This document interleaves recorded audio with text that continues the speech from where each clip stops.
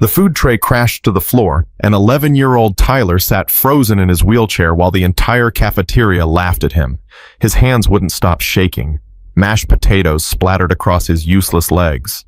A mother yanked her daughter away like his disability was contagious. Then a 9-year-old girl in worn-out shoes walked straight toward him, past the laughing teenagers, past the disgusted adults, past everyone who looked away. She sat down across from him and pushed half her only sandwich into his trembling hands. "You looked hungry." She had no idea her father's motorcycle club brother was watching from the doorway.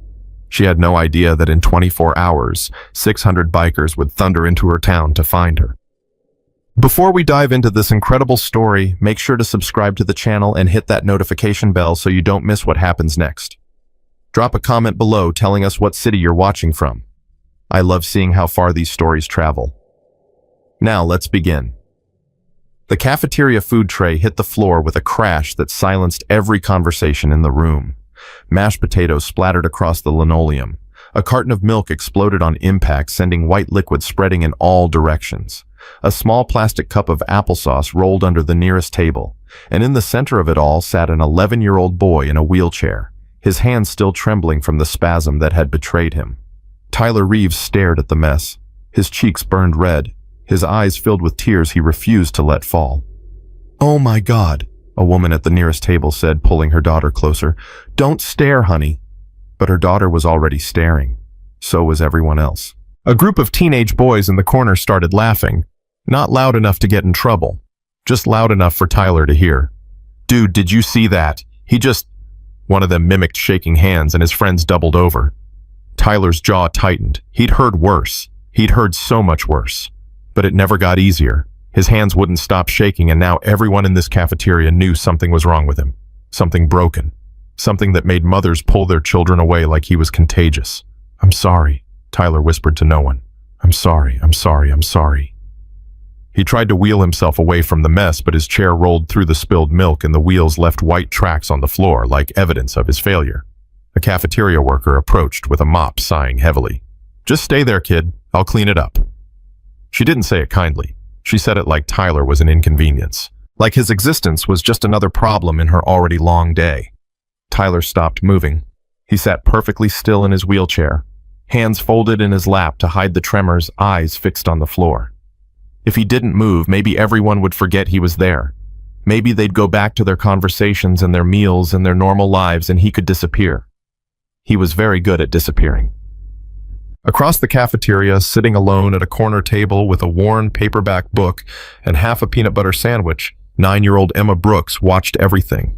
She'd seen the boy wheel himself through the food line. She'd noticed how carefully he'd balanced his tray on his lap, how his hands had shaken as he tried to navigate between tables. She'd watched people look away from him, pretending they didn't see, pretending he didn't exist. And she'd seen the moment the tray fell. Now she watched the other kids laugh, watched the mother pull her daughter away, watched the cafeteria worker sigh like this boy's accident was the worst thing that had happened to her all week. Emma's fingers went to the dog tags hanging around her neck, her father's dog tags.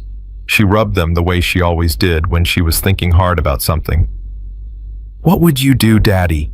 she whispered. She already knew the answer. Emma closed her book. She picked up her half sandwich, the only lunch she had, the only food she'd eat until dinner, and she stood up. Her sneakers were too small. The left one had a hole near the toe that she'd covered with a marker so no one would notice. Her jeans were second-hand, and her t-shirt had been washed so many times the color had faded from blue to something closer to gray.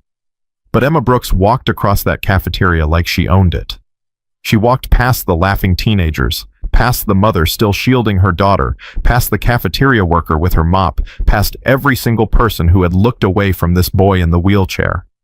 She stopped right in front of him. "Hi," she said. Tyler looked up, startled. His eyes were red-rimmed. His cheeks were still flushed with humiliation. "Hi," he managed. "I'm Emma. I'm Tyler." Emma sat down in the chair across from him as naturally as if they'd known each other for years. She placed her half sandwich on the table between them. "You want some? It's peanut butter. My mom makes it with extra, so it's really good." Tyler stared at the sandwich, then at Emma, then back at the sandwich. I can't. Can't what? I can't. He held up his hands, showed her how they trembled. I drop things. I'll make a mess. Emma shrugged. So I make messes all the time. Last week I spilled a whole glass of juice on my homework. My teacher didn't believe me when I said the dog ate it because we don't have a dog. A small smile tugged at Tyler's lips, just a small one. But it was there. Really. Mrs. Patterson gave me a 0, but then she let me redo it because she said my essay about my dad was really good. Emma pushed the sandwich closer to him. Here. I already ate half. My daddy always said sharing makes food taste better. Tyler's hand reached out slowly. It shook. The sandwich wobbled in his grip, but he held on. Your daddy sounds smart, he said. Emma's smile flickered just for a moment. He was. He's in heaven now. Oh. Tyler lowered the sandwich. I'm sorry. It's okay. He was a soldier. He died being brave. Emma touched her dog tags again. These were his. I wear them so I remember to be brave too. Tyler took a bite of the sandwich. Peanut butter stuck to the roof of his mouth, and for a moment he couldn't speak. But it didn't matter because Emma was already talking again. What happened to your legs? Were you born like that or did something happen? Any other kid would have been horrified by the question. Any adult would have shushed her, told her it was rude, pulled her away with apologies. But Tyler had spent 2 years watching people pretend they didn't notice his wheelchair. 2 years of adults talking over his head like he wasn't there. 2 years of kids avoiding him because they didn't know what to say. This girl just asked.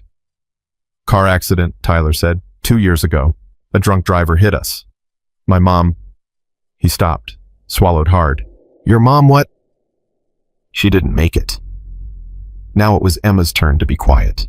She looked at Tyler with those old, observant eyes that had seen her own father's flag-draped coffin, that had watched her mother cry herself to sleep for months afterward, that understood loss in a way no 9-year-old should understand it. So we both lost somebody, she said softly. Yeah. That's really sad. Yeah. Emma reached across the table and put her hand on his trembling one. But we're still here. That's what my mom says. The people we love are gone, but we're still here, so we have to keep going. For them. Tyler's eyes welled up again. But this time when the tears came, he didn't try to hide them. No one ever... He had to stop, had to breathe. No one ever just talks to me. They look at my chair and they don't see me. They see something broken. You're not broken, Emma said firmly. You just sit different. A laugh burst out of Tyler, unexpected, genuine, the first real laugh in longer than he could remember. I just sit different. Yeah. Some people sit in regular chairs. You sit in a chair with wheels. It's just different, not broken.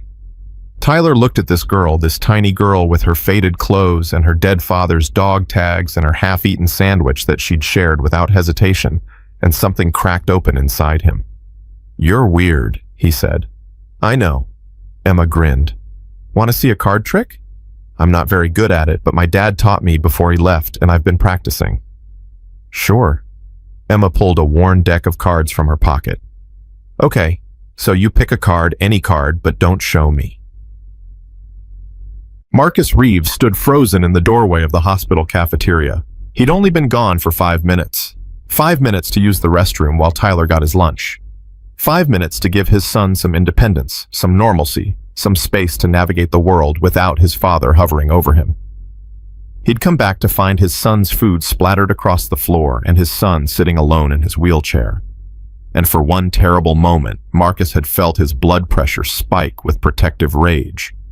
He'd scanned the room looking for whoever had hurt his boy, whoever had made him drop that tray, whoever needed to answer for making Tyler look so small and ashamed. But then he'd seen her. The little girl with the worn clothes and the dog tags around her neck. The little girl who sat across from his son like she belonged there, sharing her sandwich, holding his shaking hand, making him laugh. Marcus hadn't heard Tyler laugh in months.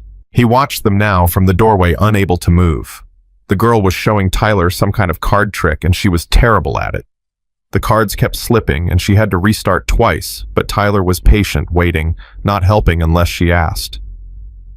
And when she finally got it right, when she triumphantly revealed Tyler's card with a dramatic flourish, Tyler clapped his trembling hands together and said, "That was amazing." The girl beamed like she'd won the lottery. Marcus felt something shift in his chest, something old and heavy that had been sitting there since Maria died, since the accident that took his wife and broke his son's body and shattered everything he thought he knew about the world. This girl, this tiny, generous, kind-hearted girl, had done more for Tyler in 10 minutes than 2 years of therapy and support groups and Marcus's desperate attempts to make things better. She'd seen a boy who needed a friend, and she'd become one. Simple as that. Marcus walked toward them slowly, not wanting to interrupt, not wanting to break whatever magic was happening at that table. But Tyler spotted him and waved. "Dad! Dad, this is Emma. She shared her sandwich with me, and she showed me a card trick, and her dad was a soldier like you." Marcus reached the table. Up close, he could see the details he'd missed from the doorway. The girl's sneakers were falling apart. Her clothes were clean, but worn thin. The dog tags around her neck were genuine military issue. He'd worn the same kind for 15 years. "Hi," Emma said, looking up at him. "You're Tyler's dad." "That's right." Marcus's voice came out rougher than he intended. He cleared his throat. "I'm Marcus." "I'm Emma. Tyler's really nice. He didn't laugh at me when I messed up the card trick 3 times. 4 times, Tyler corrected, grinning. 4 times, Emma admitted. But I got it, eventually. Marcus pulled up a chair carefully, slowly, very aware that his size and his appearance often frightened people. He was 6'2", covered in tattoos, wearing his leather vest with the iron brotherhood patches that marked him as vice president of one of the most notorious motorcycle clubs in the Midwest. People crossed the street when they saw him coming. Mothers pulled their children close. Store clerks watched him like he was about to rob the place. But this little girl looked at him with nothing but curiosity. "Your vest has a lot of patches," she observed. "What do they mean?" "They mean I'm part of a club, a family of men who ride motorcycles together. Like a team, like a brotherhood." Marcus watched Emma's face carefully. No fear, no judgment, just interest. "We look out for each other." "That's nice." Emma's hand went to her dog tags. "My dad had a team too. He called them his brothers. He said they'd do anything for each other." "What branch was he?" "Army. He was in the infantry." Marcus felt his throat tighten. "That's a brave job." "He was the bravest person ever." Emma's voice was matter-of-fact, not boastful. "He got a medal and everything. My mom keeps it in a special box." "You must miss him. Every day." Emma's eyes met Marcus's, and he saw something there that shocked him. Understanding. This 9-year-old girl understood grief in a way that most adults never would. "But I remember what he told me before he left. He said, 'Emma, be brave, be kind, and take care of your mama.' So that's what I do." Marcus had to look away, had to blink rapidly, had to pretend he wasn't on the verge of tears in the middle of a hospital cafeteria. "Dad," Tyler's voice was concerned. "Are you okay?" "Yeah, buddy." Marcus forced the words out. "I'm good." He wasn't good. He was breaking apart inside, and he didn't know how to put himself back together. 20 minutes later, Marcus finally got the full story. Emma's mother, Sarah, worked at this hospital as a janitor, pulling double shifts to pay the bills. Emma spent her summer days in this cafeteria because there was no money for childcare and nowhere else for her to go. Sarah's husband, Emma's father, had been killed in Afghanistan 4 years ago. They'd been struggling ever since. "My mom gets really tired," Emma said, with the casual honesty of children. "Sometimes she cries at night when she thinks I'm asleep. But I hear her. I just pretend I don't because I don't want her to feel bad." "That's very thoughtful of you," Marcus managed. "She works really hard." Emma's voice held fierce loyalty. "She's the hardest worker ever. But things are just hard right now." That's what she says. Things are hard right now, baby, but we'll figure it out. She always says we'll figure it out. Marcus thought about the half sandwich Emma had shared with Tyler, her lunch, possibly her only food until dinner, and she'd given it away without a second thought. Emma, that sandwich you shared with Tyler, was that all you had to eat? Emma hesitated, just for a moment, but it was enough. It's okay, she said quickly. I wasn't that hungry anyway. She was lying. Marcus could see it in the way she glanced away and the slight rumble of her stomach that she tried to cover with a cough. This child had given away her only meal to a stranger's disabled son, and she was pretending it didn't matter. Something inside Marcus shifted from grief to resolve. Emma, can I ask you something? Sure. Why did you come over here to talk to Tyler? I mean, you didn't have to. Most kids... He paused, choosing his words carefully. Most kids don't know what to say to someone in a wheelchair. Emma looked at him like the question confused her. He was alone, she said simply. And he looked sad. And everyone was laughing at him, which is mean. She shrugged. I know what it's like to feel alone. After my dad died, kids at school didn't know what to say to me either. They'd look at me weird and whisper stuff. It made me feel like I was invisible. So, you didn't want Tyler to feel invisible? Nobody should feel invisible. Emma's voice was firm. That's what my dad always said. He said the bravest thing you can do is see someone who's hurting and choose to help, even if it's scary, even if other people don't. He said that's what soldiers do. They help people who can't help themselves. Marcus stared at this girl. He'd been in combat. He'd earned commendations for bravery. He'd faced enemies and danger and death without flinching. But this child, this small, hungry, grieving child, had just shown more courage in a hospital cafeteria than most people show in a lifetime. Your dad was right, Marcus said, his voice thick. And he'd be really proud of you, Emma. Really proud. Emma smiled, but her eyes were bright with unshed tears. You think so? I know so. She blinked rapidly, then looked at Tyler. I have to go soon. My mom's break is almost over, and I told her I'd meet her in the lobby. But can I come back tomorrow, if you're here? I mean... I have physical therapy at 10, Tyler said eagerly. I'll be here. Okay, I'll bring a better card trick. One where I don't drop the cards. Emma stood up, then paused. Oh, wait. I have something. She reached into her pocket and pulled out a friendship bracelet. It was simple, just colored thread woven together, but she pressed it into Tyler's shaking hand like it was precious. I made this last week. I was going to give it to my friend Mia, but she moved away before I could. I want you to have it. Tyler looked at the bracelet, then at Emma, then back at the bracelet. Are you sure? Yeah. Emma grinned. Now we're friends. Official. She turned and walked away, weaving through the tables, that faded blue t-shirt disappearing through the cafeteria doors. Marcus and Tyler sat in silence for a long moment. Then Tyler said in a voice so quiet Marcus almost missed it, She's the first friend I've made since the accident. Marcus couldn't speak. Everyone else looks at me like I'm broken dad, like there's something wrong with me, but she didn't. She just... Tyler held up the bracelet, this simple gift from a stranger. She just saw me. Marcus stood abruptly. I'll be right back, buddy. Where are you going? I need to make a phone call. Marcus pushed through the cafeteria doors and walked until he found an empty hallway. His hands were shaking, not like Tyler's involuntary tremors, but with emotion he couldn't contain. He pulled out his phone, scrolled through his contacts, found the name he was looking for. It rang twice before a gravelly voice answered. Steele. You never call during the day. What's wrong? Robert Hammer Wilson was the president of the Iron Brotherhood, the man who'd given Marcus his road name, his patch, his purpose after Maria died. Hammer had been riding for 40 years and had seen everything. Nothing surprised him anymore.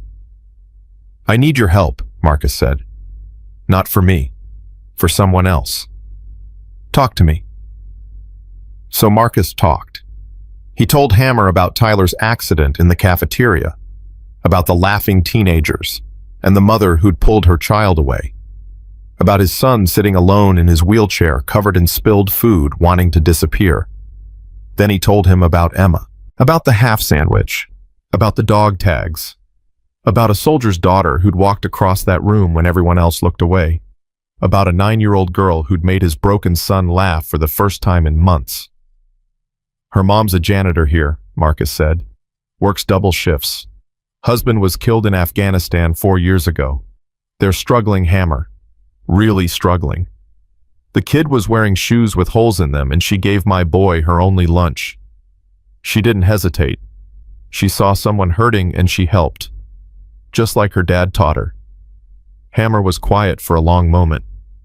When he spoke, his voice was rough. What do you need? Everything, Marcus said. I want to do something for this family. Something big. Something that shows this kid that what she did matters. That kindness matters. That she's not invisible either. How big are we talking? As big as we can make it. Another pause. Then, you know what you're asking. You're asking me to mobilize the Brotherhood for a little girl and her mama. I'm asking you to do what we always say we do. Protect the vulnerable. Honor the good ones. Show the world that we are more than what they think we are. Marcus could hear Hammer breathing on the other end of the line. He could picture the old man sitting in his garage surrounded by memorabilia from decades of riding, thinking it through. This kid, Hammer said finally, she really shared her only food with your boy. Without hesitation, didn't even think about it, just saw someone who needed something and gave it. And her daddy was military, infantry, killed in action. She wears his dog tags every day.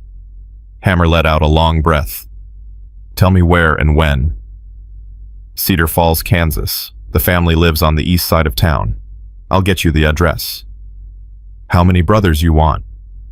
Marcus thought about it. Thought about that little girl in her worn shoes. Thought about her mother working double shifts to survive. Thought about a soldier who died overseas and left behind a family that was still fighting. All of them, Marcus said. I want all of them. Hammer laughed a low, surprised sound. You know that's over 600 riders. I know. From 5 different states. I know. By when? Tomorrow morning. The silence stretched. Marcus could feel his heart pounding in his chest. Then Hammer spoke, and his voice carried the weight of a man who'd led warriors for decades. Ride for Emma. I'll make the calls. The line went dead. Marcus stood in that empty hospital hallway, phone still pressed to his ear, and felt something he hadn't felt in 2 years. Hope. Sarah Brooks was bone-tired. She'd been mopping the same hallway for the past 20 minutes, her mind wandering through the maze of bills and due dates and final notices that had become her constant companions. The eviction notice sat in her purse like a ticking bomb. 7 days. She had 7 days to come up with 3 months of back rent, or she and Emma would be on the street. She didn't know where they'd go. She didn't know what they'd do. She just knew she couldn't let Emma find out. Couldn't let her daughter see how scared she was. Couldn't add that burden to a child who'd already lost so much. Hey, Sarah. She looked up. One of the nurses, Denise, was waving at her from the end of the hall. Your daughter's waiting in the lobby. Said to tell you it's almost time. Sarah checked her watch. Almost time for her break, the 15 minutes she got to spend with Emma between her morning and afternoon shifts. Thanks, Denise. Sarah put away her mop and walked toward the lobby, rolling her shoulders to ease the constant ache that had settled there. She was 42 years old, but she felt 60. 4 years of grief and exhaustion and barely getting by had worn her down to something thin and fragile. But she pushed through the lobby doors with a smile on her face, because Emma was sitting on one of the plastic chairs kicking her legs and reading her book, and seeing her daughter was the best part of every day. Hey, baby. Emma's face lit up. Mom. She ran over and wrapped her arms around Sarah's waist, squeezing tight. Sarah breathed in the smell of her daughter's shampoo, the cheap stuff from the dollar store, but it smelled like flowers and sunshine and everything good in the world. How was your morning? Sarah asked. Good, I made a friend. Yeah, tell me about it. They sat together on the plastic chairs, and Emma launched into the story of Tyler and the card trick and the friendship bracelet. Sarah listened, watching her daughter's animated face, feeling her heart swell with pride and break with grief all at once. This girl, this incredible, generous, brave girl who gave away her lunch to a stranger, who made friends with a disabled boy everyone else ignored, who carried her father's dog tags and his legacy like they weighed nothing at all. His name is Tyler, and he's in a wheelchair, and his mom died in a car accident, so we're the same kind of sad, Emma was saying. But he laughed at my card trick, even though I messed it up like 4 times, and I gave him my friendship bracelet, so now we're official friends. Emma, baby. Sarah hesitated. The sandwich I gave you for lunch, you shared it. Yeah, Tyler's food fell, and everyone was being mean, so I gave him mine. Emma shrugged like it was nothing. It's okay, I wasn't that hungry. Sarah's throat tightened. She knew Emma was hungry. She knew that half a peanut butter sandwich wasn't enough for a growing girl. She knew that Emma had just given away the only real meal she'd have until dinner. And Emma had done it anyway. I'm proud of you, Sarah managed. So proud. His dad was really nice too. His name is Marcus and he has tattoos and a leather vest with patches, but he wasn't scary. He said he was part of a brotherhood, like a team, and he said my dad would be proud of me. Sarah's hand went to her chest, to the place where her own grief lived. He said that, yeah, he said he knew so. Emma's eyes were bright. Do you think Dad would be proud, Mom, really? Sarah pulled her daughter close, held her tight, pressed her lips to the top of her head. Baby, your dad would be so proud. He's watching you from heaven right now, and he's telling all the angels about his brave, kind, wonderful daughter. Emma snuggled into her mother's embrace. I miss him. I know, I miss him too. They sat like that for a few minutes, holding each other in the hospital lobby while the world moved around them. Sarah's break was almost over. In a few minutes, she'd have to go back to mopping floors and cleaning toilets and pretending everything was fine. But for now, she held her daughter and let herself feel something other than exhaustion. Mom? Emma's voice was muffled against Sarah's shirt. Yeah, baby. Everything's going to be okay, right? Sarah closed her eyes. The eviction notice sat in her purse. The bills piled up at home. The phone calls from collectors would start again tonight. But her daughter was asking a question, and some questions deserved better answers than the truth. Everything's going to be okay, Sarah said. I promise. She didn't know she was right. She didn't know that in less than 18 hours, 600 motorcycles would converge on their small town. She didn't know that her daughter's simple act of kindness had already set something massive in motion. She didn't know that across 5 states, men were fueling up their bikes and making plans and spreading a story that would change everything. All Sarah knew was that she had to get through one more shift, one more day. One more step forward. I love you, baby. Love you too, Mom. Sarah stood up, kissed Emma's forehead, and walked back toward the hallway where her mop was waiting. She didn't look back. If she had, she might have noticed the man in the leather vest watching from across the lobby. She might have seen him wipe his eyes.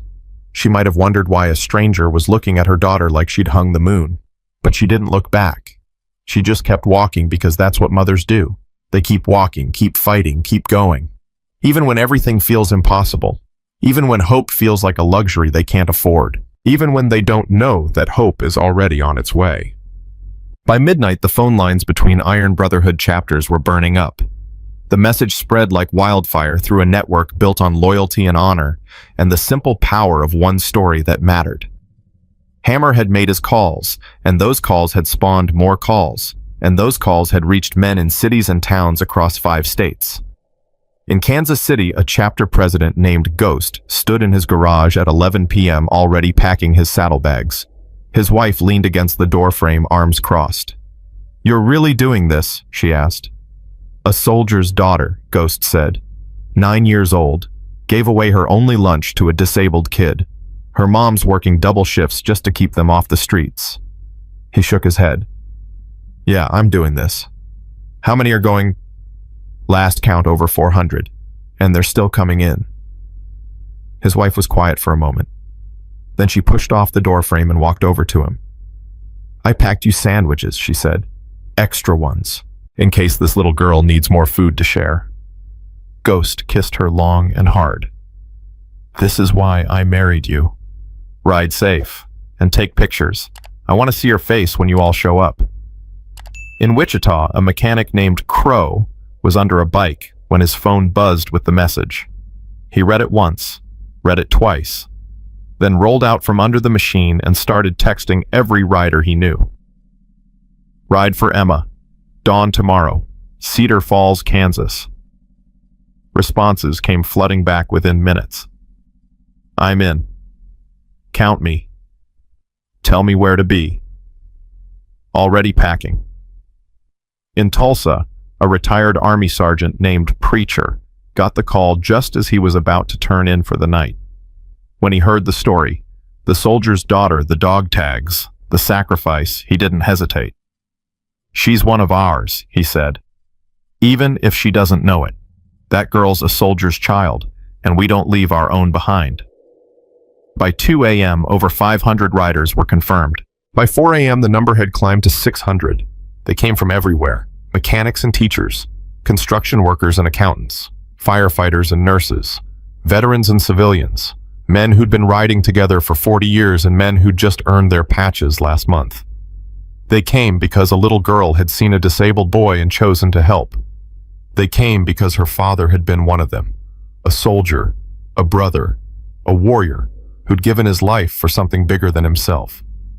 They came because the world was full of people who looked away, and this girl had looked straight at someone's pain and walked toward it. They came because that kind of courage deserved to be recognized. They came because kindness mattered, and they wanted to prove it.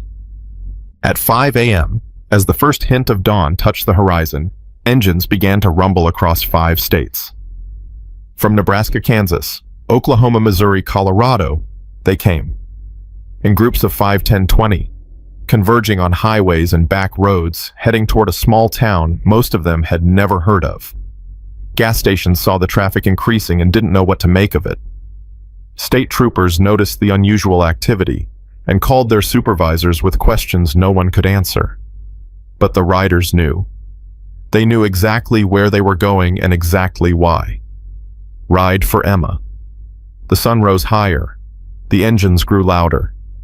And somewhere in Cedar Falls, Kansas, a mother and daughter slept peacefully, unaware that 600 motorcycles were coming for them. Coming to show a 9-year-old girl that her kindness had traveled across state lines. Coming to show a struggling mother that she wasn't fighting alone. Coming to prove that even in a world full of darkness, there are still men who ride toward the light. Sarah's alarm screamed at 5:30 a.m. and she slapped it silent with a hand that felt like it weighed 100 pounds. She lay there for a moment staring at the ceiling of their tiny trailer, listening to Emma's soft breathing from the other room. Another day. Another 18 hours of scrubbing floors and cleaning toilets and pretending everything was fine. 7 days until eviction. She'd counted it again last night, lying awake at 2 a.m., running the numbers over and over, like somehow they'd change. 3 months of back rent, $2,400. She didn't have 200, let alone 2,000. Sarah pushed herself out of bed and shuffled to the kitchen. The refrigerator hummed loudly, working overtime because the seal was going bad and she couldn't afford to fix it. Inside, half a gallon of milk that was 3 days past expiration but still smelled okay. A jar of peanut butter with maybe 2 servings left bread that was starting to go stale, and a single egg she'd been saving for Emma's breakfast. She cracked the egg into a pan and watched it sizzle. "Mom?" Sarah turned. Emma stood in the doorway, still in her pajamas, rubbing sleep from her eyes. "Hey, baby. You're up early." "I couldn't sleep. I kept thinking about Tyler." Sarah's heart squeezed. Her daughter, who had so little, spent her sleepless hours thinking about someone else's pain. "You really liked him, huh?" "He's nice." Emma padded over and climbed onto one of the kitchen stools. "And he's sad like me. But not the crying kind of sad. The kind where you feel it all the time, but you don't talk about it." Sarah stopped stirring the egg. That's a very wise thing to say, Emma. His mom died, like Dad, so he understands. Emma was quiet for a moment. "Mom, do you think I could see him again today? He said he has therapy at 10. "Baby, I have to work." "I know. I'll just stay in the cafeteria like always. But maybe I could eat lunch with him again, if he's there. Sarah looked at her daughter's hopeful face and felt something crack inside her. This girl asked for so little, never complained about the hand-me-down clothes, or the food that ran out before the end of the month, or the field trips she couldn't go on. And now she was asking for one simple thing: to see a friend. Of course you can, baby. Of course. Emma's face lit up like the sun coming out from behind clouds. Really, thanks, Mom. Sarah slid the egg onto a plate and set it in front of her daughter. Eat up. You need your strength for all those card tricks. Aren't you eating? I already ate, Sarah lied. Had some toast earlier. Emma looked at her for a long moment with those old knowing eyes. Then she cut the egg in half and pushed the plate toward her mother. We can share, she said. Like Dad always said, sharing makes food taste better. Sarah's vision blurred. She blinked rapidly, forced a smile. You're right, baby. He did say that. They ate together in silence, splitting a single egg, while outside the window the sun began to rise on a day that would change everything. 300 miles away, Marcus Reeves hadn't slept at all. He'd been on his bike since 4 a.m., riding through the darkness with Tyler secured in the sidecar beside him. The boy had fallen asleep around midnight, lulled by the rumble of the engine wrapped in blankets against the cold night air. Marcus's phone had been buzzing non-stop. Messages from brothers across 5 states, all saying the same thing. On my way. ETA 6 hours. Bringing 20 from my chapter. Wouldn't miss this for anything. The numbers kept climbing. 500, 550, 600. Men who'd never met Emma, who'd never seen her worn shoes or her father's dog tags, who knew nothing about her except the story Marcus had told Hammer. And they were coming anyway, because that's what brotherhood meant. When one of them called, they all answered. Tyler stirred beside him, lifting his head groggily. Dad, where are we? About 2 hours out, buddy. Are they really coming? All of them? Marcus looked in his rearview mirror. Behind him, stretching back along the highway as far as he could see, headlights cut through the pre-dawn darkness. Dozens of them. Scores. More joining at every exit. Yeah, son, they're really coming. Tyler was quiet for a moment. Then, for Emma. For Emma. She's going to be so surprised. Marcus smiled, the first real smile in longer than he could remember. Yeah, buddy. I think she will be. Back in Cedar Falls, Sarah dropped Emma off at the hospital at 7:30 and started her shift with the same heavy heart she'd carried for 4 years. The morning passed in a blur of mop buckets and cleaning supplies and aching muscles. Sarah worked mechanically, her body going through the motions while her mind churned through impossible math. $2,400 in 7 days. She'd already sold everything she could sell. The furniture from before when Michael was alive, and they'd had a real house. The jewelry he'd given her, except for her wedding ring. The television. The microwave. Everything that wasn't nailed down and essential for survival. There was nothing left to sell. Sarah. She looked up. Her supervisor, a heavy-set man named Carl, who'd never shown her an ounce of kindness in 3 years, was walking toward her with a piece of paper in his hand. Yeah. Someone from corporate called. They're doing a round of layoffs next month. Your name's on the list. Sarah's mop clattered to the floor. What budget cuts? Nothing personal. Carl shrugged like he was talking about the weather. You've got 4 weeks. Figured you'd want to know. He walked away, leaving Sarah standing in the middle of the hallway with her world collapsing around her. Laid off. In 4 weeks. No job, no money, no home. 7 days until eviction, and now no future beyond that either. Sarah's legs gave out. She slid down the wall until she was sitting on the floor, surrounded by cleaning supplies, and for the first time in 4 years, she let herself fall apart. She'd been so strong, so determined. Michael had made her promise before he deployed that she'd take care of Emma no matter what, that she'd be brave, that she'd keep fighting, but she couldn't fight anymore. She had nothing left. I'm sorry, she whispered to the empty hallway. Michael, I'm so sorry. I tried so hard. She buried her face in her hands and sobbed. In the hospital cafeteria, Emma sat at her corner table with a book she'd read 3 times already, watching the clock and waiting for 10 o'clock. Waiting for Tyler. She'd brought her deck of cards, the one her father had taught her tricks with before he left. She'd been practicing all morning, and she was pretty sure she could do the trick without dropping the cards this time. Well, mostly sure. The cafeteria was starting to fill up with the usual morning crowd, nurses grabbing coffee between shifts, families waiting for news about loved ones, staff members taking their breaks. Emma liked watching them. She liked making up stories about their lives, imagining where they'd been and where they were going. It made her feel less alone. "Is this seat taken?" Emma looked up. A woman she didn't recognize was standing beside her table, older, maybe 50, with kind eyes and gray streaking through her dark hair. "No, ma'am. You can sit there." The woman smiled and sat down across from Emma. "Thank you. I'm Denise. I work upstairs in administration." "I'm Emma. My mom works here too. She cleans." "Sarah Brooks." Emma nodded, surprised. "You know her?" "Everyone knows your mom, honey. She's the hardest worker in this building." Denise's eyes were warm. "She talks about you all the time. Says you're the best thing that ever happened to her." Emma felt her cheeks flush. "She says that every chance she gets." Denise leaned forward slightly. "I also heard about what you did yesterday with the boy in the wheelchair. Tyler, he's my friend." "That's what I heard. You shared your lunch with him." Emma shrugged, uncomfortable with the attention. "He was hungry, and his food fell. It wasn't a big deal." "Maybe not to you," Denise's voice was gentle, "but it was a big deal to him and to his father. You know Tyler's dad? I met him yesterday after you left. He came to the administration desk asking about your family, wanted to know how he could help."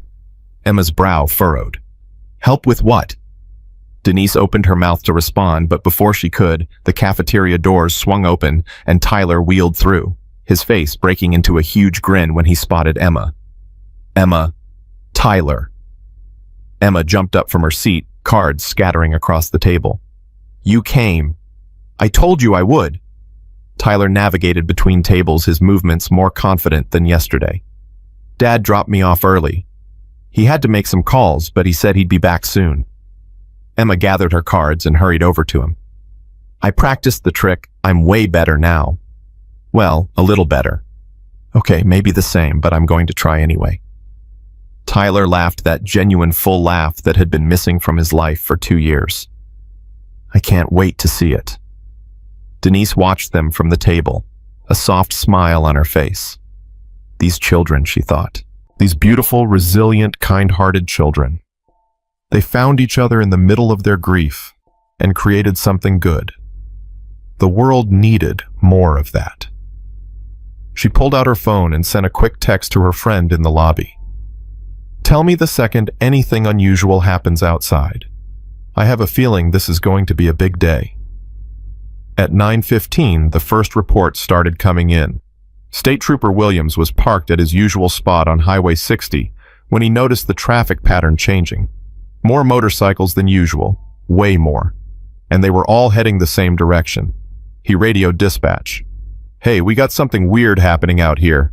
Seeing a lot of bike traffic heading towards Cedar Falls. Anyone know about an event or something?" "Nothing on the calendar. Want me to check with the city?"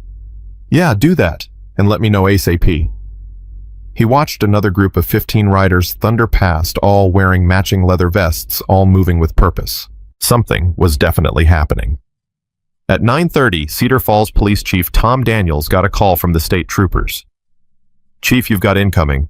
Lots of motorcycles heading your way. We're counting at least 300 so far and more coming." Daniels nearly dropped his coffee. 300? What the hell are they doing? "No idea. They're not breaking any laws, just riding.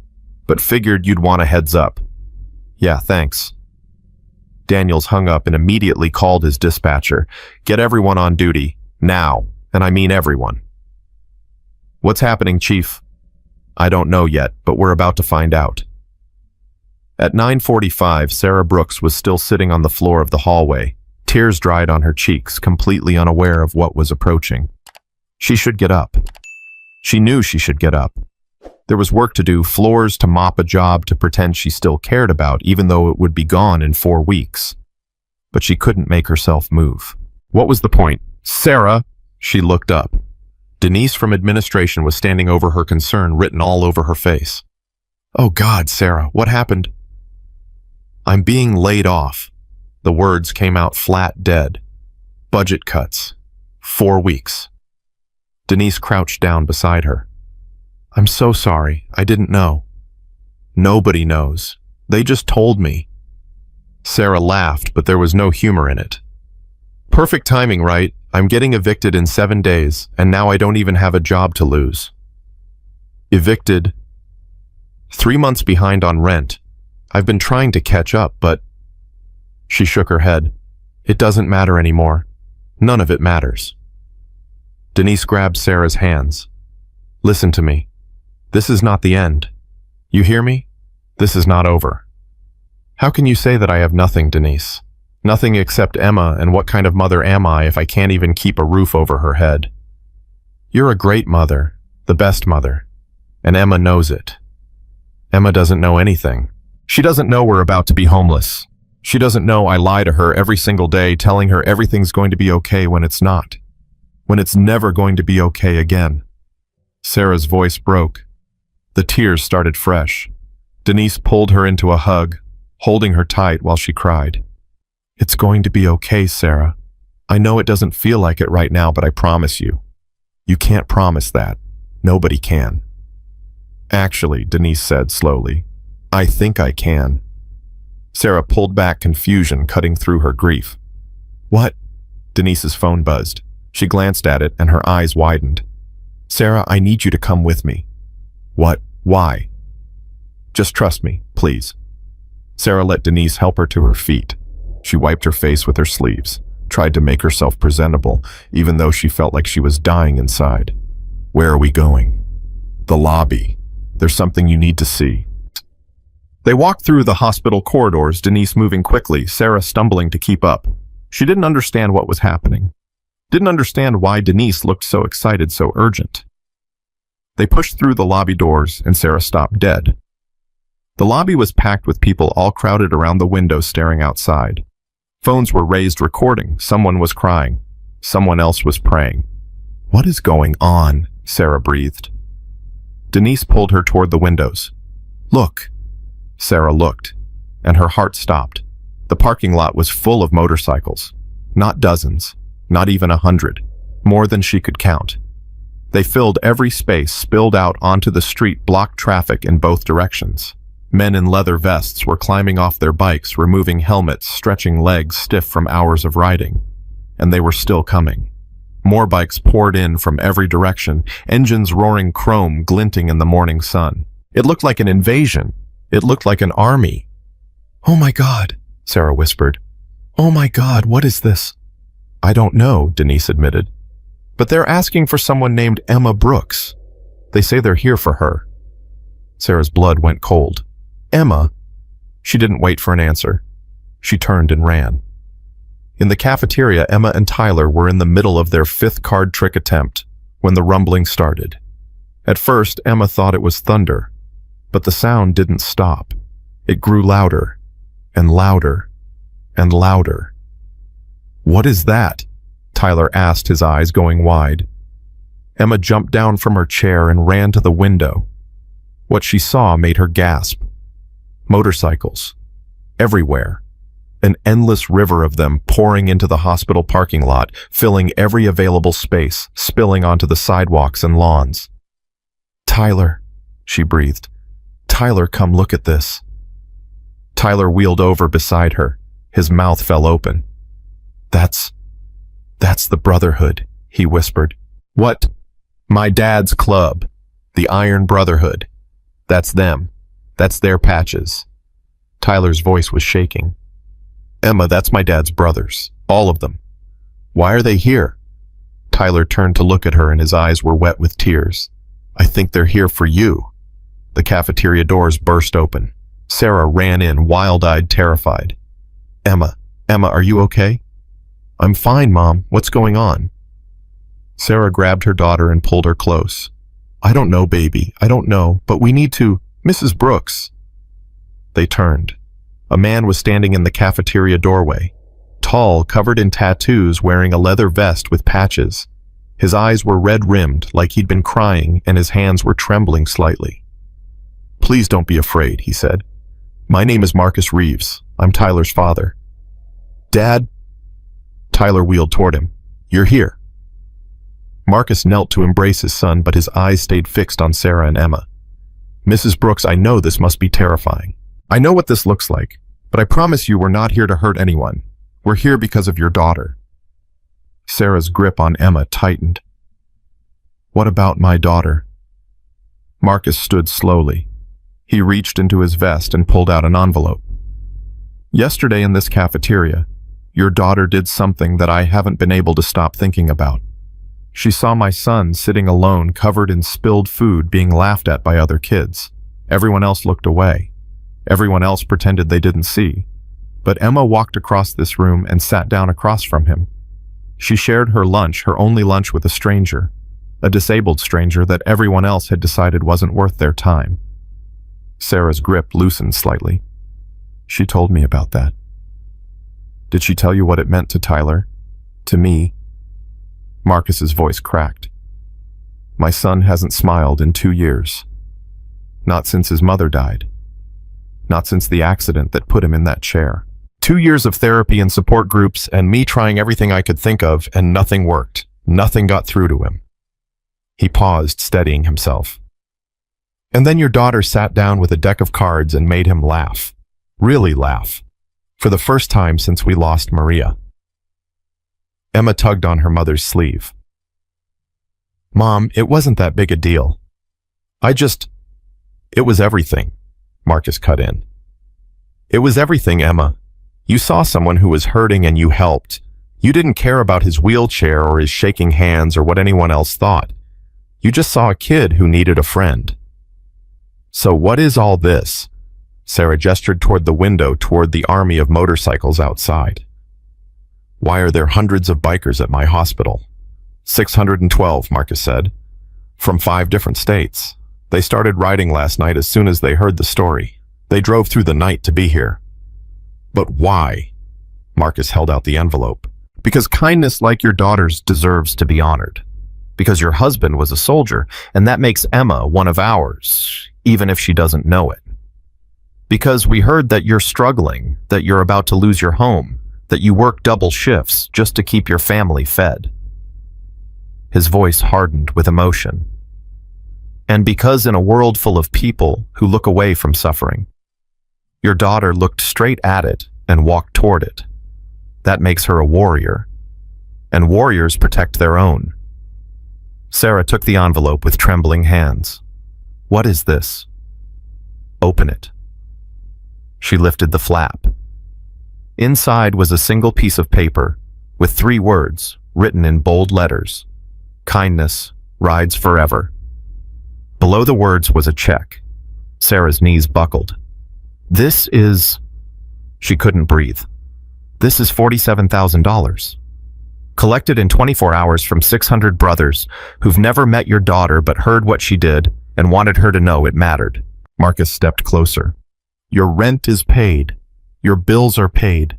Your daughter's college fund is started. And if you'll let us, we're not done yet. Sarah looked up, tears streaming down her face. I don't understand. We're nobody. We're just… You're everybody. Marcus's voice was fierce now. You're every struggling mother working herself to death. You're every kid wearing shoes with holes who still shares their lunch with strangers. You're every family that lost someone in service to this country and never got thanked for their sacrifice. He turned to look at Emma. And you, Emma Brooks, are exactly the kind of person this world needs more of. The kind who sees someone hurting and helps without being asked, without expecting anything in return, without even understanding why it matters.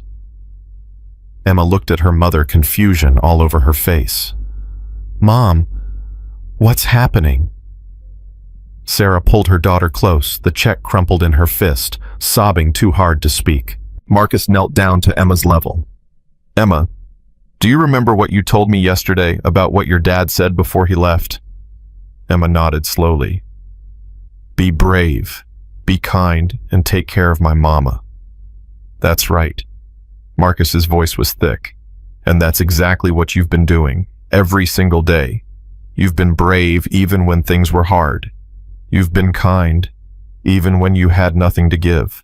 And you've been taking care of your mama, even when she didn't know you were doing it." Emma's eyes filled with tears. I try really hard." "I know you do." Marcus reached out and gently touched her dog tags. "Your dad would be so proud of you, Emma. So proud. And my brothers out there, all 600 of them, they came here today to tell you the same thing. To tell you that what you did for my son matters. That you matter. That kindness like yours changes the world." The cafeteria doors opened again. More men in leather vests filed in, but not aggressively. Quietly. Respectfully. Like soldiers entering a memorial.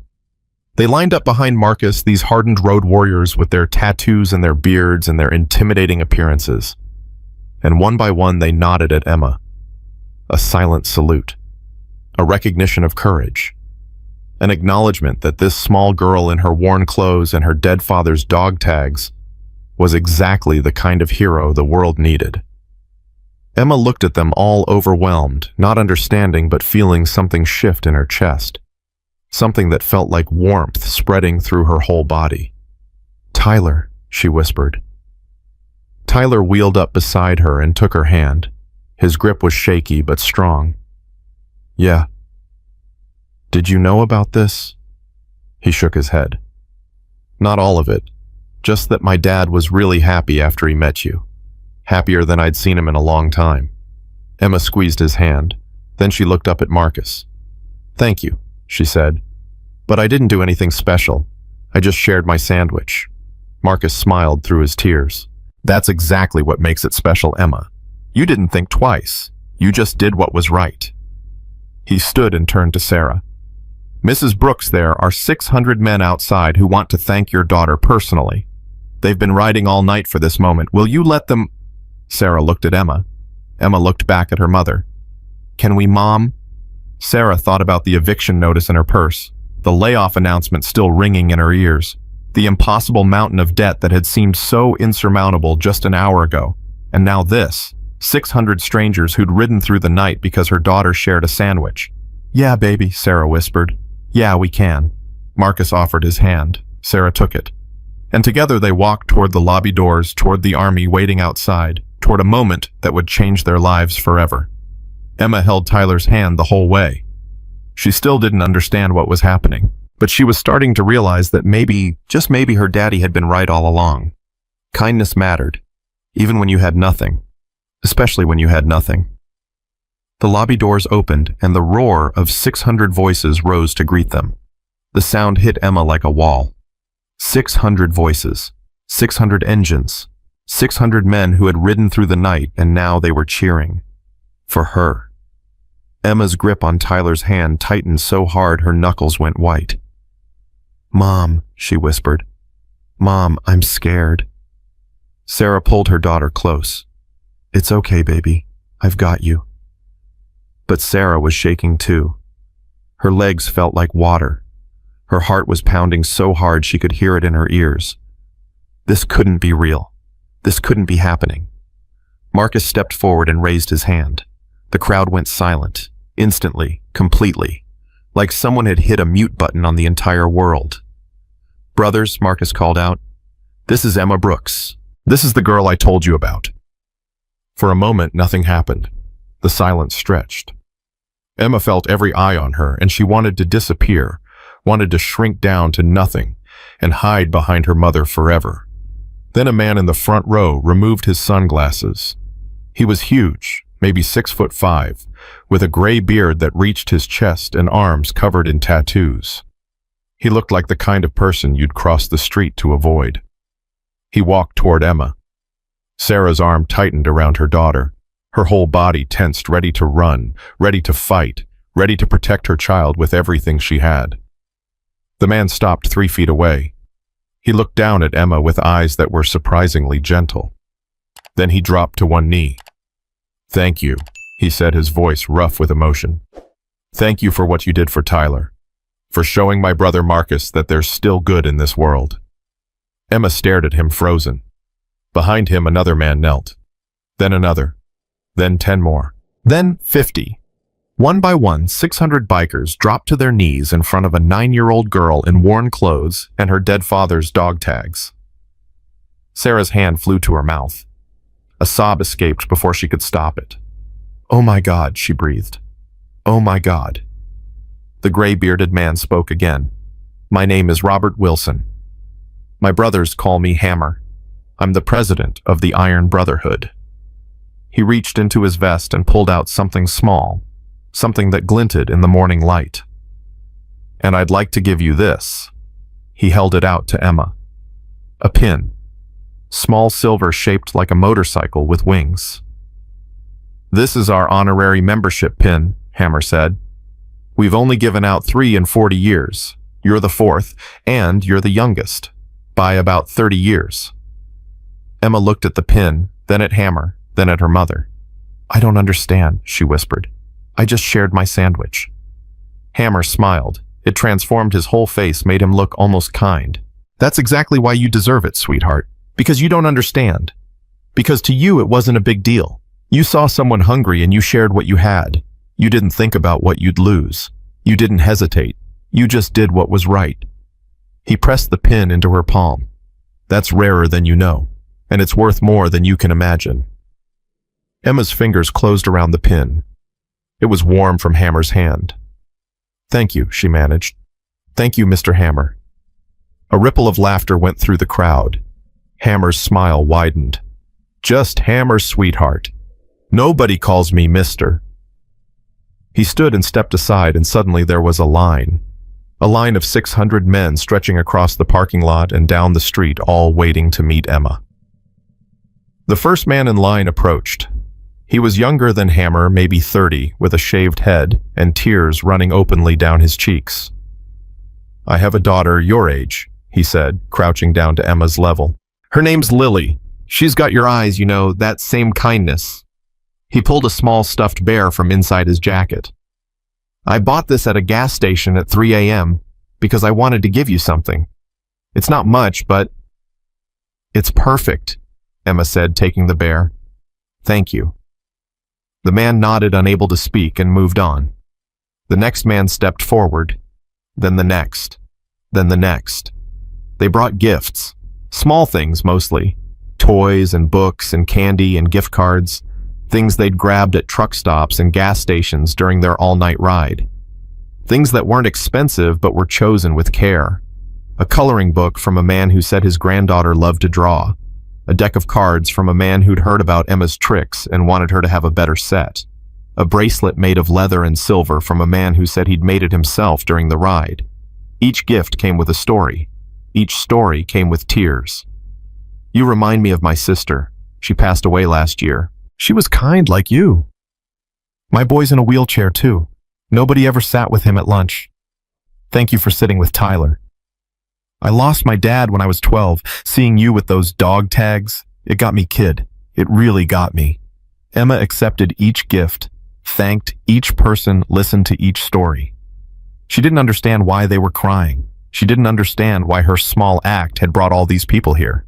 But she understood that it mattered to them, and that was enough. Tyler stayed beside her the whole time, his wheelchair positioned so close their arms touched. He watched his father's brothers honor this girl he'd just met, and something in his chest felt lighter than it had in years. "You okay?" Emma whispered between visitors. "Yeah." Tyler's voice was thick. "I'm really okay." An hour passed. The line barely seemed shorter. Sarah stood behind Emma, watching her daughter handle this impossible moment with grace she couldn't have imagined. Pride and grief and hope all tangled together in her chest until she couldn't tell them apart. "Mrs. Brooks." She turned. A woman was standing beside her. Not a biker, someone in professional clothes with a microphone in her hand and a cameraman behind her. I'm Jennifer Hayes from Channel 7 News. Can I ask you a few questions about what's happening here? Sarah blinked. News. Ma'am, you've got 600 motorcycles blocking traffic in 3 directions. We've had calls from all over town. People want to know what's going on. Sarah looked at the camera, then at her daughter, then back at the reporter. I don't know what to say. Jennifer's expression softened. Then just tell me what happened. Start at the beginning. So Sarah did. Haltingly at first, then with more confidence. She told the story of the cafeteria, of Tyler's spilled food, of Emma walking across the room when everyone else looked away, of Marcus's phone call and the Brotherhood's response. And this, Jennifer gestured at the check Sarah still clutched in her hand. What's this $47,000? Sarah's voice broke. They collected it overnight, from 600 men who never met my daughter. Jennifer stared. I'm sorry, did you say 47,000? For our rent, our bills, Emma's college fund. Sarah wiped her eyes. We were about to be evicted. I was going to lose my job. I didn't know how we were going to survive. And then these strangers showed up and... She couldn't finish. Jennifer turned to the camera. Did you get all that? The cameraman nodded, his own eyes suspiciously bright. More news vans arrived. Local stations first, then regional. Someone said CNN had called. Someone else mentioned a viral tweet with 100,000 shares and climbing. Cedar Falls had never seen anything like it. Chief Daniels stood at the edge of the chaos, radio in hand, trying to coordinate traffic around 600 motorcycles that weren't going anywhere anytime soon. He'd been a cop for 30 years. He'd seen a lot. He'd never seen this. Chief, one of his officers approached. What do you want us to do? Daniels watched a tattooed giant hand a stuffed animal to a 9-year-old girl, while tears ran down his face. Nothing, he said finally. We do nothing. These people aren't breaking any laws. They're just being human. The officer looked confused. So we just let this happen? Yeah. Daniels felt something shift in his chest, something that had been hard and cynical for too long. Yeah, we let this happen. Hell, we protect it. Make sure nobody interferes. Make sure this little girl gets every moment she deserves. Yes, sir. As the officer walked away, Daniels pulled out his phone. His wife answered on the second ring. Tom, what's wrong? Nothing's wrong. His voice was rough. I just wanted to tell you I love you, and that I'm sorry I've been so distant lately, and that I'm going to try to be better. Silence. Then, Tom, are you crying? Maybe a little. I'll explain when I get home. Just, I love you. Okay. I love you too. He hung up and went back to watching the miracle unfold. At noon, Hammer called for a break. The line was still long, but Emma was flagging her small body, tired from standing for hours, her voice hoarse from saying thank you 600 times. Let's get this girl some food, Hammer announced. She shared her lunch with Tyler yesterday. Today, we're sharing ours with her. Someone had set up tables in the parking lot. Coolers appeared from saddlebags. Sandwiches and chips and drinks materialized like magic. Emma sat between Tyler and her mother, surrounded by leather-clad men who passed her food like she was their own daughter. Eat, a man named Crow insisted, pushing a sandwich toward her. You're too skinny. Your mom needs to feed you more. Crow! His friend smacked his arm. You can't say that. What, she's skinny? It's a fact. Emma giggled. Actually giggled, the sound bright and unexpected in the middle of all this intensity. He's right, she said. Mom says I eat like a bird. See? Crow looked triumphant. Kid knows what's up. The tension broke. Laughter rippled through the group. For a moment, it wasn't 600 intimidating bikers and one small girl. It was just people sharing a meal, enjoying each other's company. Sarah watched her daughter interact with these men, and the last of her fear melted away. They weren't what she'd expected. They weren't what anyone expected. They were fathers and brothers and sons. They were veterans and workers and dreamers. They wore leather and patches that the world had taught her to fear, and they were the kindest people she'd ever met. Mrs. Brooks. She turned. Marcus stood beside her, plate in hand. Mind if I sit? Of course not. He settled into the chair next to her. For a moment, they just watched their children together. Emma was showing Tyler some card trick. Tyler was laughing at her failures. He's different around her, Marcus said quietly. I haven't seen him like this since before the accident. Emma's always been good at finding the lonely ones. Sarah's voice was soft. She says it's because she knows what lonely feels like. Marcus nodded slowly. After her father died. For a while, yeah. Kids didn't know how to talk to her. Teachers treated her different, like grief was contagious or something. Sarah shook her head. But she came out the other side, stronger, kinder. Like losing her dad taught her how important it was to hold on to the people who were still here. She's remarkable. She's her father's daughter. Sarah touched the dog tags she could see around Emma's neck. Michael would have loved this. Not the attention or the money, but seeing Emma honored for being kind. That would have meant everything to him. Tell me about him. Sarah was quiet for a moment. Nobody had asked her that in a long time. People avoided talking about Michael like mentioning his name would hurt her. They didn't understand that the silence hurt more. He was infantry, she began. 3 tours. He used to say the hardest part wasn't the fighting. It was watching people suffer and not being able to help everyone. He'd send me pictures sometimes. Kids in villages. Families who'd lost everything. He'd tell me their stories and I could hear it in his voice how much it broke him not to do more. Sounds like he had a good heart. The best. Sarah's eyes filled. When he came home between deployments, he'd volunteer at the VA, visit guys who didn't have family, sit with them for hours. He said they'd given everything for their country, and the least he could do was give them his time. And Emma saw all that. Emma saw everything. She was 5 the first time he deployed, old enough to understand he might not come back. She'd make him cards and care packages, draw pictures for the sad soldiers, she called them. Sarah smiled through her tears. Michael kept every single one. They found them in his belongings after. Marcus's jaw tightened. I'm sorry. Me too. Sarah wiped her eyes. But you know what, seeing all this today, these men, this kindness, I think Michael's looking down and smiling. Because his daughter turned out exactly how he hoped. Brave, kind, willing to help people even when it costs her. Even when it's her only lunch, especially then. They sat in comfortable silence watching their children. Then Marcus spoke again, his voice different, harder. Mrs. Brooks, I need to tell you something about why we really came. Sarah tensed. What do you mean?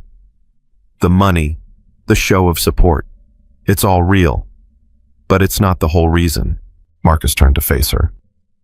When I heard your story, the eviction, the job loss, I made some calls, not just to my brothers. Calls to who? People who owe me favors, people in positions to help. He paused. Your supervisor, Carl, the one who told you about the layoffs. Sarah's blood ran cold. What about him? He's been skimming from the hospital's cleaning supply budget for 3 years, pocketing the difference. One of my brothers works in accounting for the supply company. He pulled the records this morning. Sarah stared at him. Are you serious? Dead serious. Carl's been stealing, and he's been covering it up by cutting staff and blaming budget problems. Marcus's eyes were hard. You weren't laid off because of budget cuts. You were laid off because Carl needed to hide his theft. Oh my God. I've already sent the evidence to the hospital's board of directors and to the police. Marcus leaned closer. By tomorrow, Carl won't be your supervisor anymore. He'll be in jail, and you'll have your job back, with back pay for the stress he caused. Sarah couldn't breathe. How did you? I told you. We protect our own. Marcus's expression softened. And after what your daughter did for my son, you're one of ours, whether you like it or not." Across the parking lot, Emma looked up from her card trick. She caught her mother's eye and waved. Sarah waved back, tears streaming down her face. "I don't know how to thank you," she whispered. "I don't know how to ever repay this." "You don't have to." Marcus stood. "Just keep raising that girl the way you've been raising her. Keep teaching her that kindness matters. Keep showing her what strength looks like." He put his hand on Sarah's shoulder. "That's payment enough." He walked away, leaving Sarah alone with the biggest gift she'd ever received. Not the money, the proof that her husband's legacy lived on. At 2 p.m., the last biker in line finally reached Emma. He was old, 70 at least, maybe older. His beard was pure white and his hands shook worse than Tyler's. He walked with a cane, each step careful and deliberate. Emma was exhausted. She'd been standing, sitting, thanking, and listening for 7 hours. Her voice was nearly gone. Her feet ached. All she wanted was to curl up somewhere quiet and sleep for a week. But when she saw this old man struggling toward her, she stood up. "Hi," she said. "I'm Emma." The old man smiled. "I know who you are, child. Everyone knows." He stopped in front of her, leaning heavily on his cane. "My name's Walter. Walt. I've been riding with these boys for 52 years. "That's a long time." "It is." Walt reached into his pocket with trembling fingers. "I've seen a lot in those years. Good times and bad. Brothers lost and battles won. But I've never seen anything like today." He pulled out something small, something that dangled on a chain. "This belonged to my son. He was a Marine, died in Desert Storm." Emma's hand went to her own dog tags. "These are his tags," Walt continued. "I've worn them every day for 33 years. They're the most precious thing I own."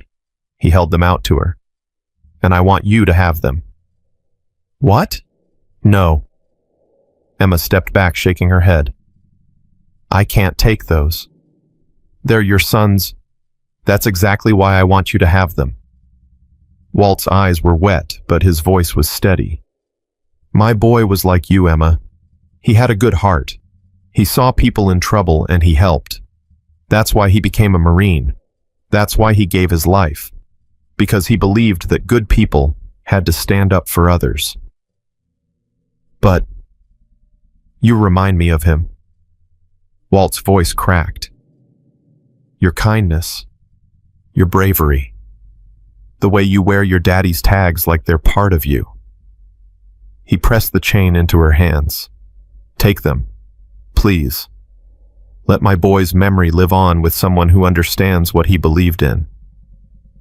Emma looked at the dog tags in her hands.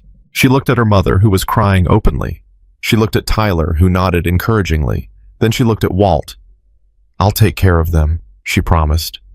"I'll wear them every day right next to my dad's, and I'll try to be as brave as your son was." Walt's face crumpled.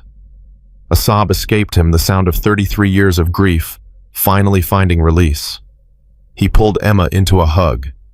This old man, this grieving father, this 52-year road warrior, he held onto a 9-year-old girl like she was the most precious thing in the world. "Thank you," he whispered. "Thank you, thank you, thank you." The crowd had gone silent.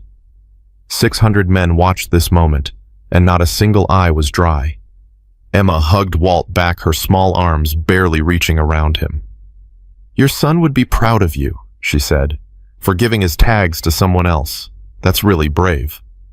Walt pulled back, laughing through his tears. "You think so?" "I know so." Emma smiled. "My dad says the bravest thing you can do is let go of something you love so it can help someone else." Walt stared at her for a long moment. Then he looked at Sarah. "Ma'am, you raised something special here, something the world needs a whole lot more of." Sarah could barely speak. "Thank you. Thank you." Walt nodded. He turned slowly, carefully, and began the long walk back to his brothers. Emma watched him go, the second set of dog tags clutched against her chest. 2 fathers' legacies, 2 soldiers' memories, 1 small girl carrying them both. She didn't understand the weight of what she'd been given. She was 9 years old, and the world was still big and confusing and full of things she couldn't explain. But she understood this kindness mattered. Small gestures mattered. Sitting with a lonely boy and sharing your lunch could change everything. Her father had taught her that. And today 600 strangers had proved him right.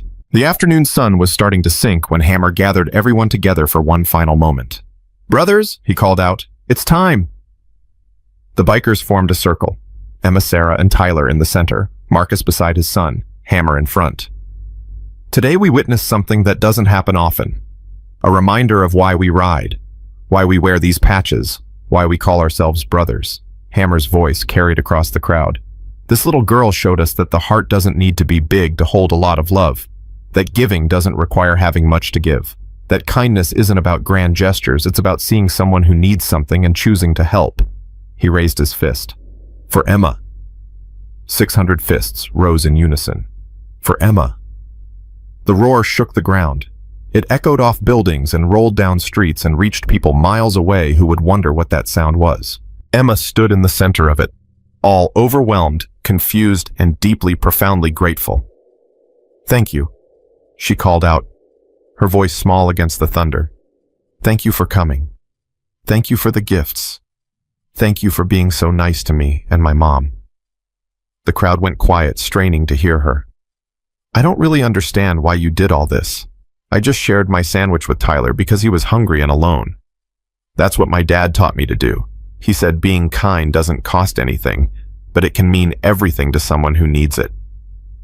She reached up and touched both sets of dog tags.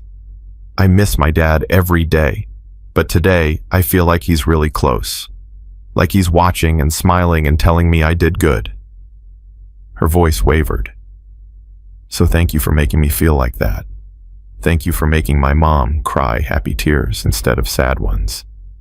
And thank you for being Tyler's family, because he's my friend now, and his family is my family too."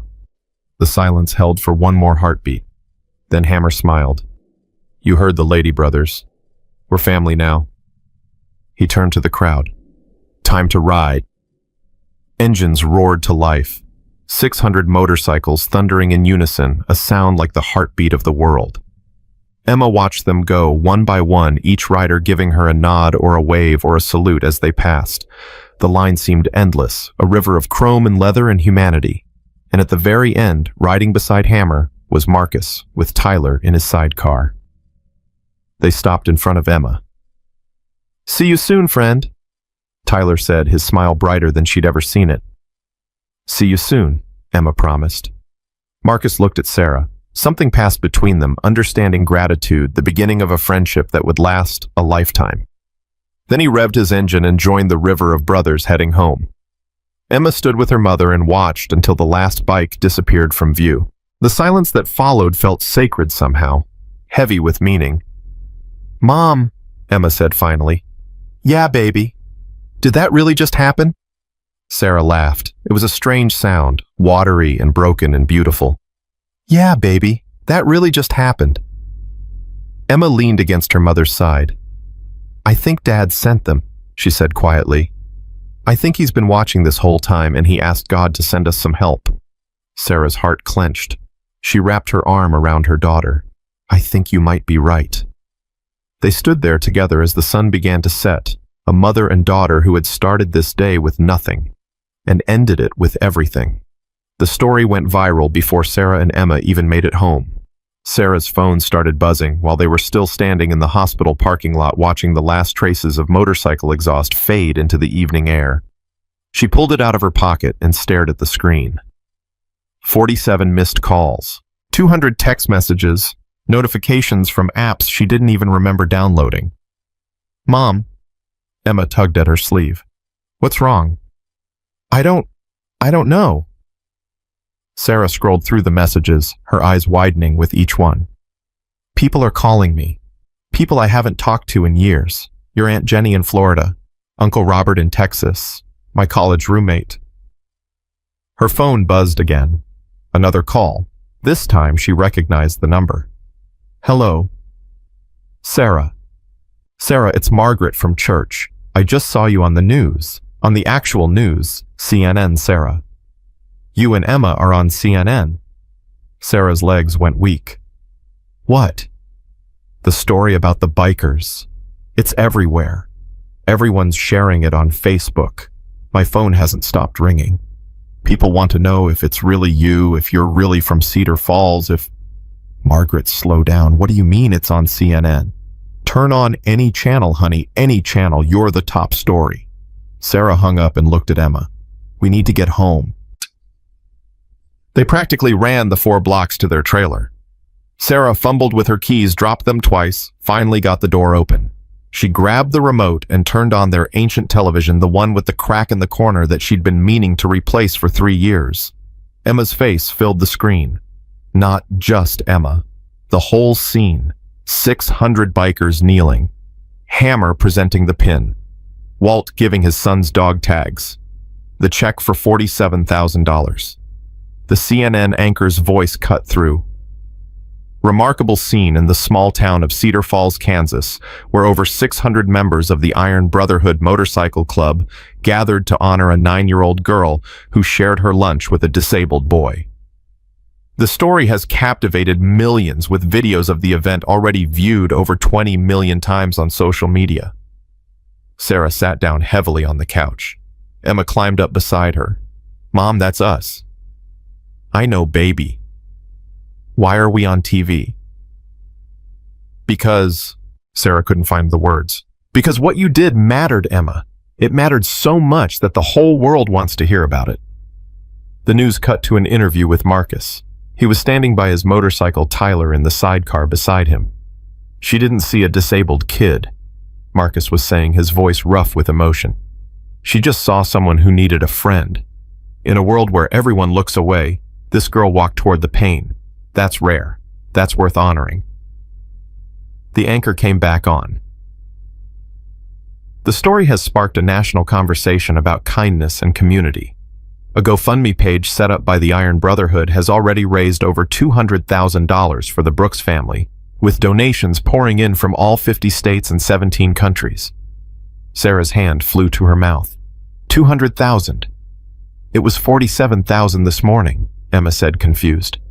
How did it get so big? I don't know, baby. I don't know. The phone rang again. Sarah answered without checking the caller ID. Mrs. Brooks, this is Amanda Chen from Good Morning America. We'd love to have you and Emma on the show tomorrow. We can fly you to New York tonight, put you up in a hotel. I need to think about it. Of course. Here's my number. Please call back within the hour if possible. We're very interested in... Sarah hung up. The phone immediately rang again. Mrs. Brooks, Mike Sullivan, Today Show. We understand you've been through quite an experience. She hung up again. Ring. Sarah Brooks, this is... Hang up. Ring.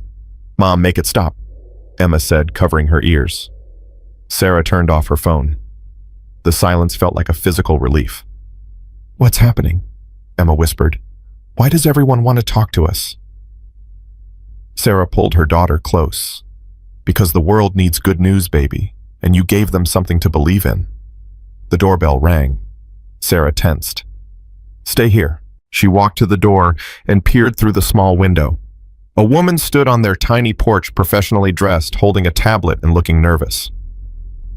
Who is it? Sarah called through the door. Mrs. Brooks, my name is Patricia Holloway. I'm on the board of directors at Memorial Hospital. May I come in? Sarah hesitated, then opened the door. What do you want? Patricia's face was tight with something that looked like shame. I want to apologize. For what? May I come in? Please, this is important. Sarah stepped aside. Patricia entered, her eyes taking in the small trailer, the worn furniture, the cracks in the walls. If she judged what she saw, she didn't show it. Mrs. Brooks, I've spent the last 3 hours going through financial records that should have been reviewed months ago, years ago. Patricia sat down on the edge of a chair. What Marcus Reeves told you this afternoon was true. Carl Henderson has been embezzling from the hospital for over 3 years. Nearly $80,000. Sarah's stomach dropped. 80,000? He covered it by cutting staff and blaming budget constraints. You weren't the only one he targeted, but you were going to be his latest victim. Patricia's jaw tightened. He's been arrested. The police came for him 2 hours ago. Good, Sarah said, surprising herself with the venom in her voice.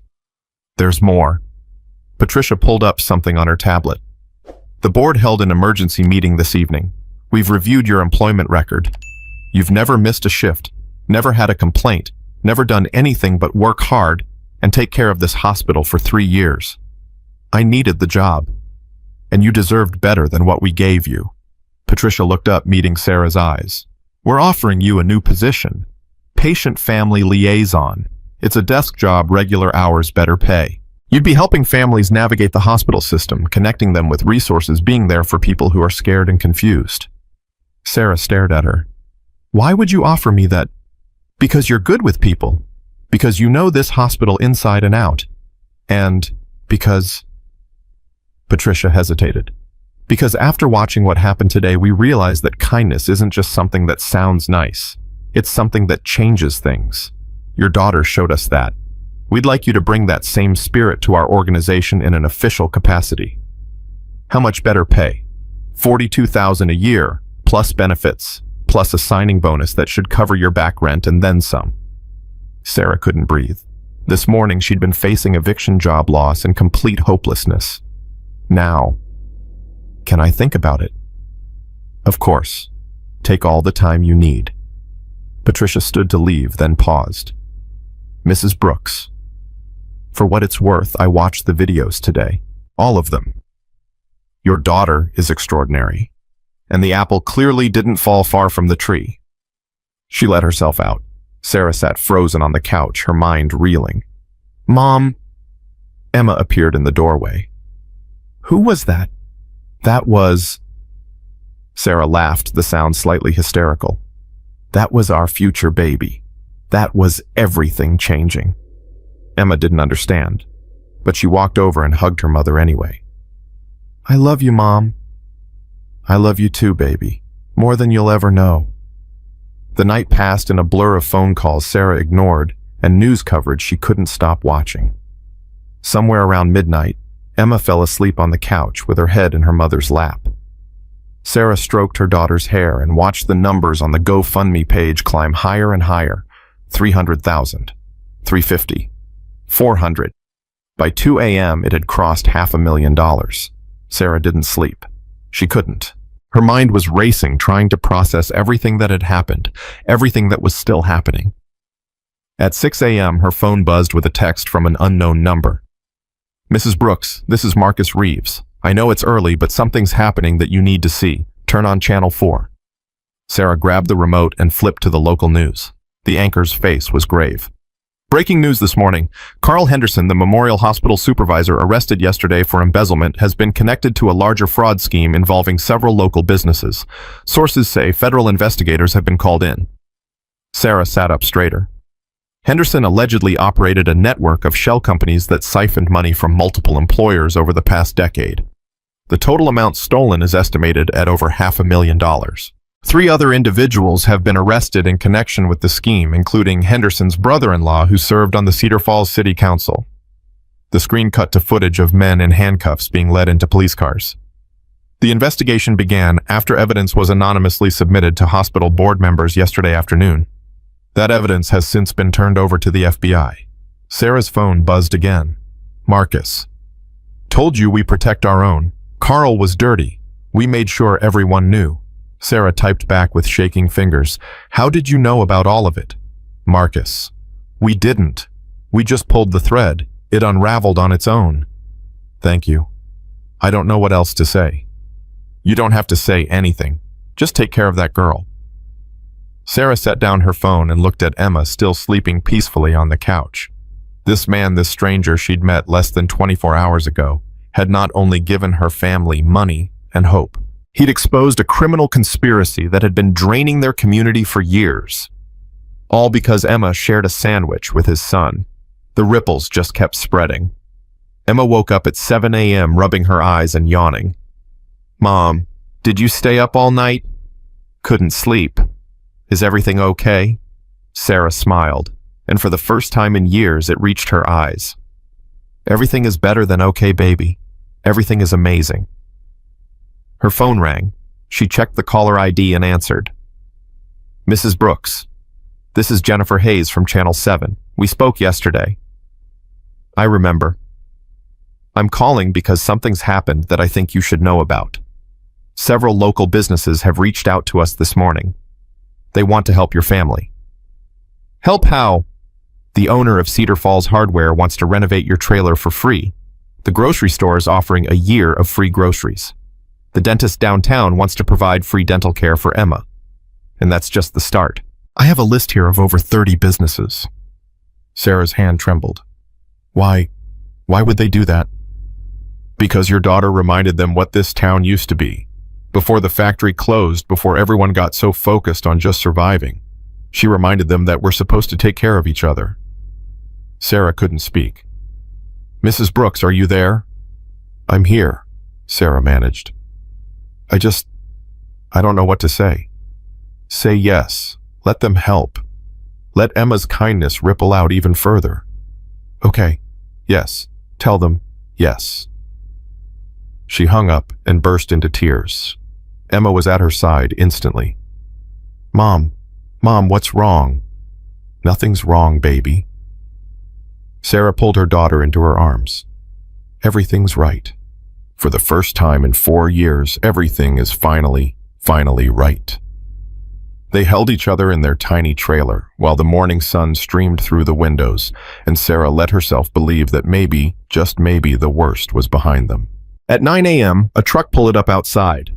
Sarah opened the door to find Marcus standing there with Tyler in his wheelchair and a crew of men in work clothes behind them. What is this? The renovation crew. Marcus grinned. Hardware store owner called me this morning. Said he wanted to help but didn't know where to start. I told him I'd supervise. You don't have to. I know I don't have to. Marcus's expression softened. I want to. Tyler wants to spend more time with Emma anyway. Figured we could make ourselves useful while they play. Tyler waved from his chair. Hi, Mrs. Brooks. Hi, Emma. Emma pushed past her mother and ran to Tyler.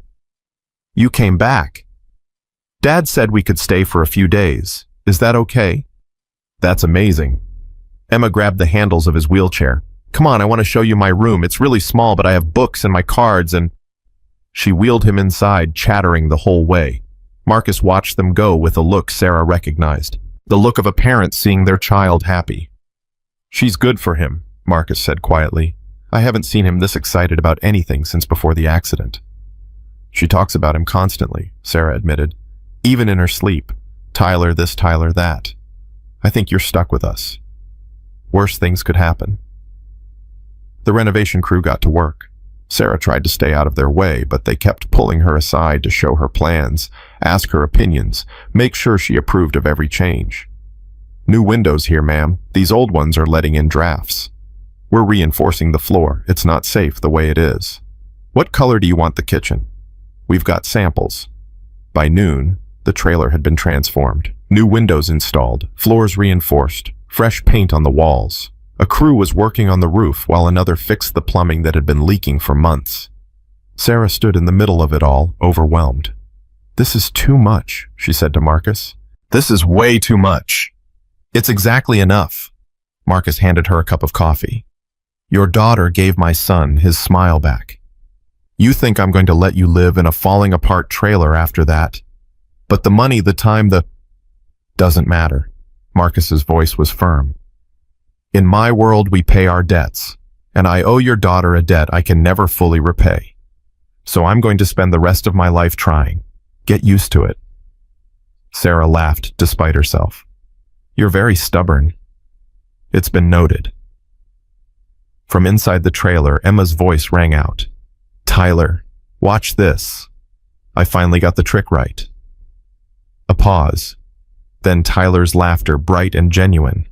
Marcus's eyes went soft. Hear that? Yeah. That's the sound of my boy being happy. That's the sound I thought I'd never hear again. He turned to Sarah. You have no idea what you've given us. No idea at all. Sarah thought about the past 4 years. The grief. The struggle. The endless, exhausting fight to keep her head above water. And now this... this flood of kindness and help and hope that she never saw coming. "I think I might have some idea," she said quietly. They stood together, two single parents who had found each other through their children's unlikely friendship, watching the chaos of renovations swirl around them. It felt like a beginning.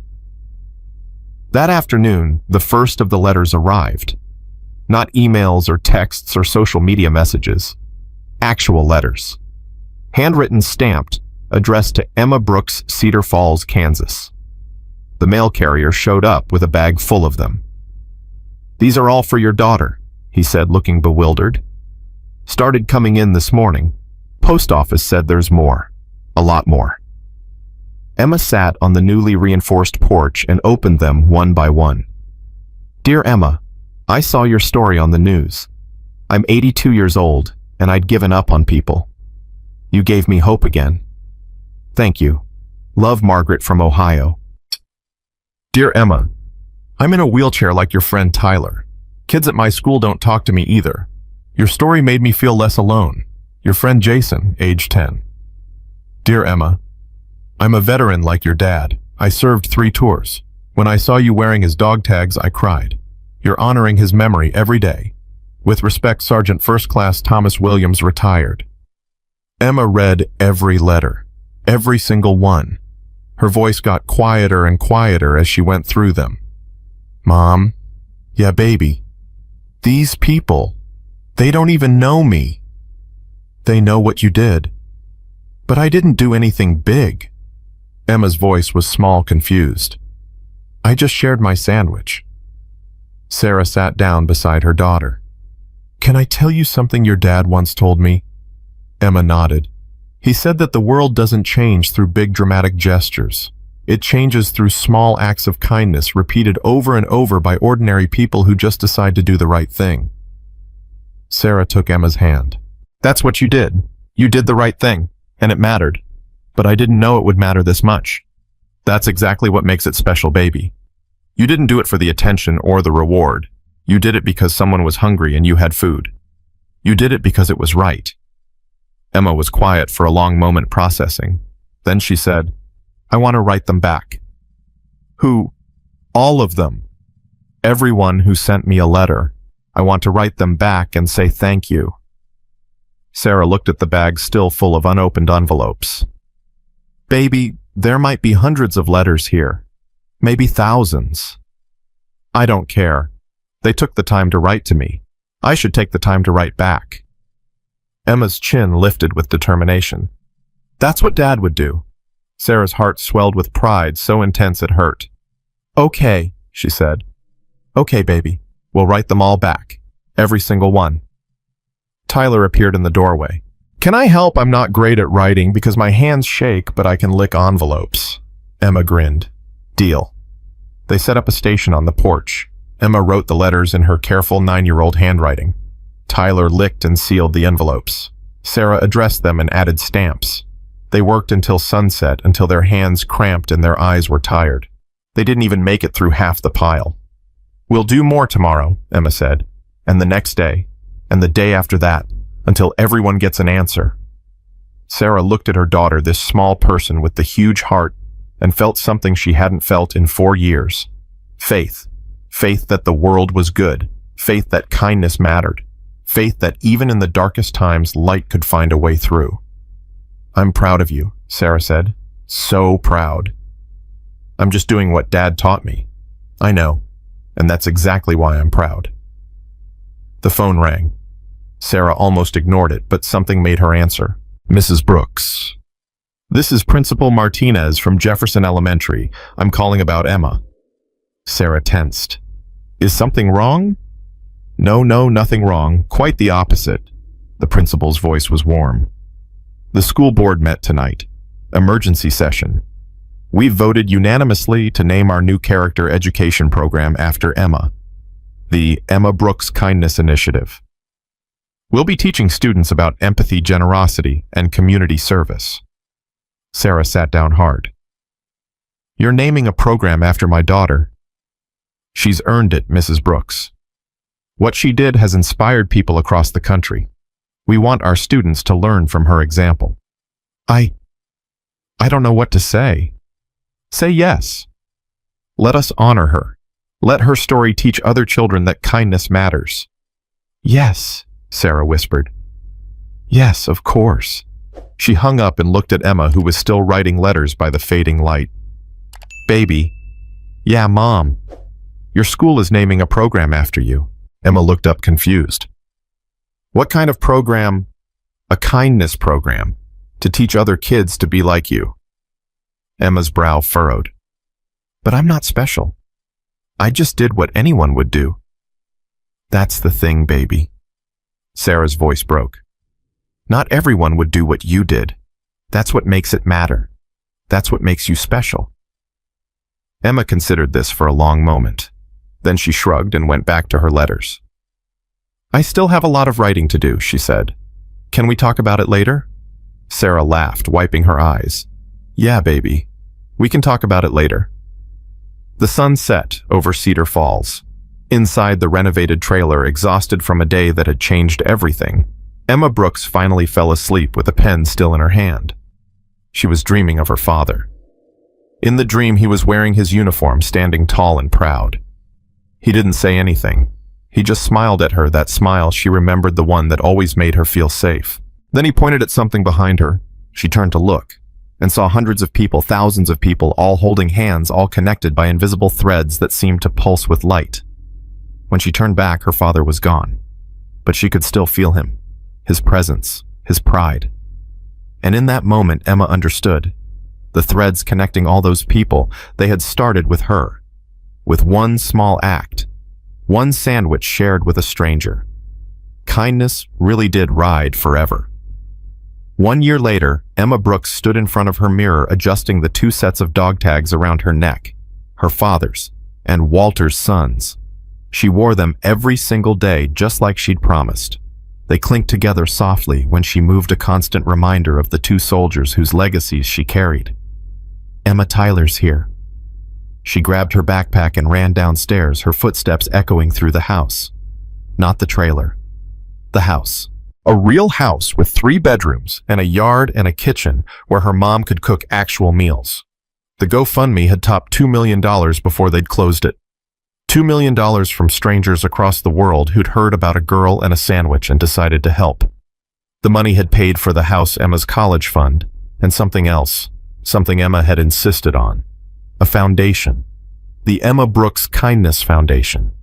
It helped struggling military families across the country, paying for groceries and rent and medical bills for people who'd sacrificed everything and gotten so little in return. Emma didn't run the foundation. She was 10 years old. But she was its face, its heart, its reason for existing.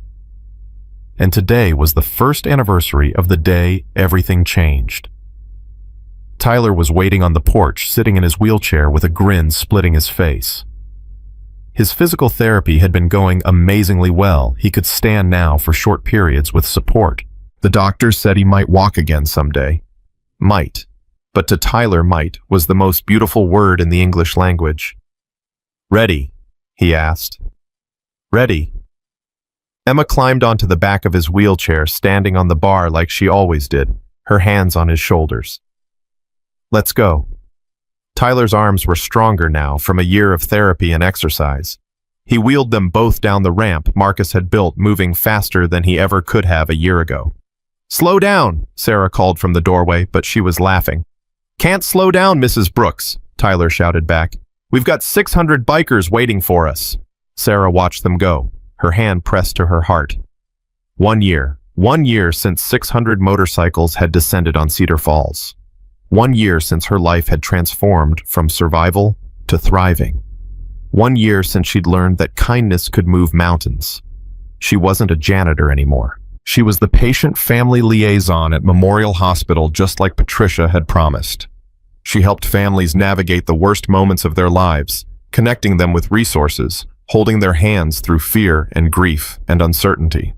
It was the best job she'd ever had. You coming? Marcus stood beside his motorcycle, helmet in hand. They weren't dating.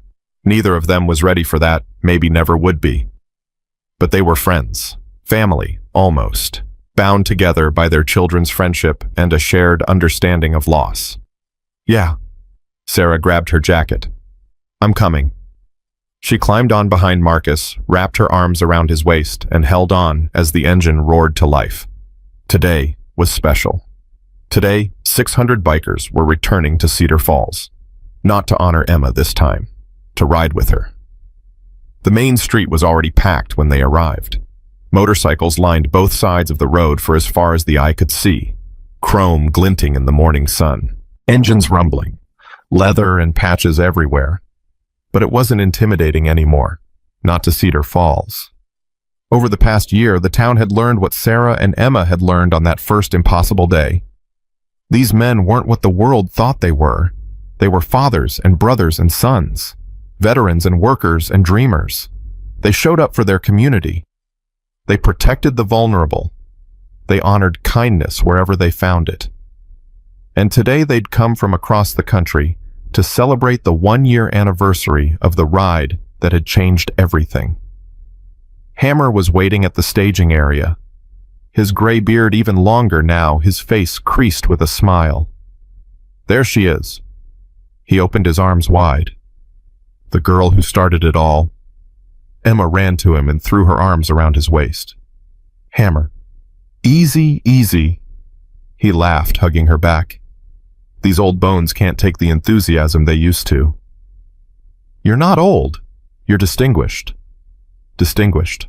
Hammer looked at Marcus. She's been reading the dictionary again. She reads everything, Marcus said. Kid's got more books than our entire clubhouse library. That's because your library is 3 magazines and a repair manual, Tyler called out, wheeling over to join them. The group dissolved into laughter, this strange, beautiful family that had formed from one moment of kindness. All right. Hammer raised his hands. We've got a schedule to keep. Emma, you ready for your speech? Emma's stomach flipped. I think so. You'll be great. Hammer squeezed her shoulder. Just speak from the heart. That's what you're good at. The crowd gathered around a small stage that had been set up in the hospital parking lot, the same parking lot where 600 bikes had converged 1 year ago. Now it held even more. Local families filled every available space. News cameras from a dozen stations pointed at the stage. Politicians who'd suddenly discovered they cared about veteran families stood in the front row trying to look supportive. But Emma didn't see any of them. She saw the faces of people she'd met over the past year, families who'd received help from her foundation, kids who'd written her letters, veterans who'd found community through the Iron Brotherhood's expanded outreach programs. These were her people, her family, her legacy. Sarah helped her up the steps to the stage. Emma's legs were shaking, but she walked to the microphone anyway. 600 faces looked up at her, thousands more beyond them. She took a breath. 1 year ago, she began, her voice small but clear. I shared my lunch with a boy named Tyler. She looked at Tyler in the crowd. He gave her a thumbs up. I didn't think it was a big deal. He was hungry and I had food. That's just what you do. That's what my dad taught me before he went to heaven. Her hand went to the dog tags around her neck. My dad was a soldier. He told me that being brave doesn't mean not being scared. It means being scared and doing the right thing anyway. It means seeing someone who needs help and helping them even when it's hard, even when you don't have much to give. She paused, gathering herself. I didn't know that sharing my sandwich would bring 600 bikers to my town. I didn't know it would be on the news or raise millions of dollars or start a foundation. I was just doing what my dad taught me. Her voice grew stronger. But here's what I've learned this year. Kindness isn't just about big gestures. It's not about getting on TV or having people say thank you. It's about the small things. The things nobody sees. Sitting with someone who's lonely. Sharing what you have even when you don't have much. Treating people like they matter because they do. She looked at Hammer standing in the front row, with tears streaming down his weathered face. The Iron Brotherhood taught me something too. They taught me that family isn't just about blood. It's about who shows up. It's about who rides through the night to help a stranger. It's about who sees someone struggling and says, I've got you. She turned to look at her mother standing at the side of the stage. My mom is the strongest person I know. She worked so hard to take care of me after my dad died. She never complained. She never gave up. And now she spends every day helping other families who are going through hard times. Because that's what kindness looks like. It looks like showing up every single day for people who need you. Emma faced the crowd again. I'm 10 years old. I can't change the world by myself. But I can do small things with a big heart, and so can you. Everyone here can. Everyone watching at home can. You don't need money or power or a motorcycle to make a difference. You just need to see someone who needs something and choose to help. She raised her chin. My dad used to say that kindness is like throwing a rock in a pond. The ripples spread further than you can see. 1 year ago, I threw a rock, and the ripples brought all of you here today. Her voice rang out strong and clear. So I'm asking you to throw your own rocks. Do something kind today, tomorrow, every day. See the people around you who are struggling and reach out, because you never know how far your ripples might spread. She stepped back from the microphone. For one heartbeat silence. Then the roar. 600 voices raised in a deafening cheer. Engines revving, horns honking. A wall of sound that seemed to shake the earth. Emma stood on that stage with tears streaming down her face, overwhelmed by the love pouring toward her from every direction. Her mother reached her first, pulling her into a fierce embrace. Your father is so proud of you, Sarah whispered. So proud. I know, Mom. Emma hugged her back. I can feel him. The ceremony continued with speeches from the mayor, the hospital board representatives from veterans organizations. But Emma barely heard any of it. She was too busy hugging the endless stream of people who came to the stage to thank her. Families who'd received help from her foundation. You paid for my daughter's surgery. We couldn't have afforded it without you. Veterans who'd found connection through brotherhood outreach. Your story reminded me why I served. Thank you for giving me purpose again. Kids who'd been inspired by her example. I started a kindness club at my school. We have 50 members now. Each story was another rock thrown in the pond, another ripple spreading outward. Emma hugged them all. At noon, Hammer called for everyone's attention. All right, brothers and sisters, time for the main event. He gestured toward the line of motorcycles. We're doing a memorial ride in honor of all the soldiers we've lost. And this year, for the first time, we've got a very special guest leading us out. He turned and held out his hand to Emma. Emma Brooks, will you do us the honor?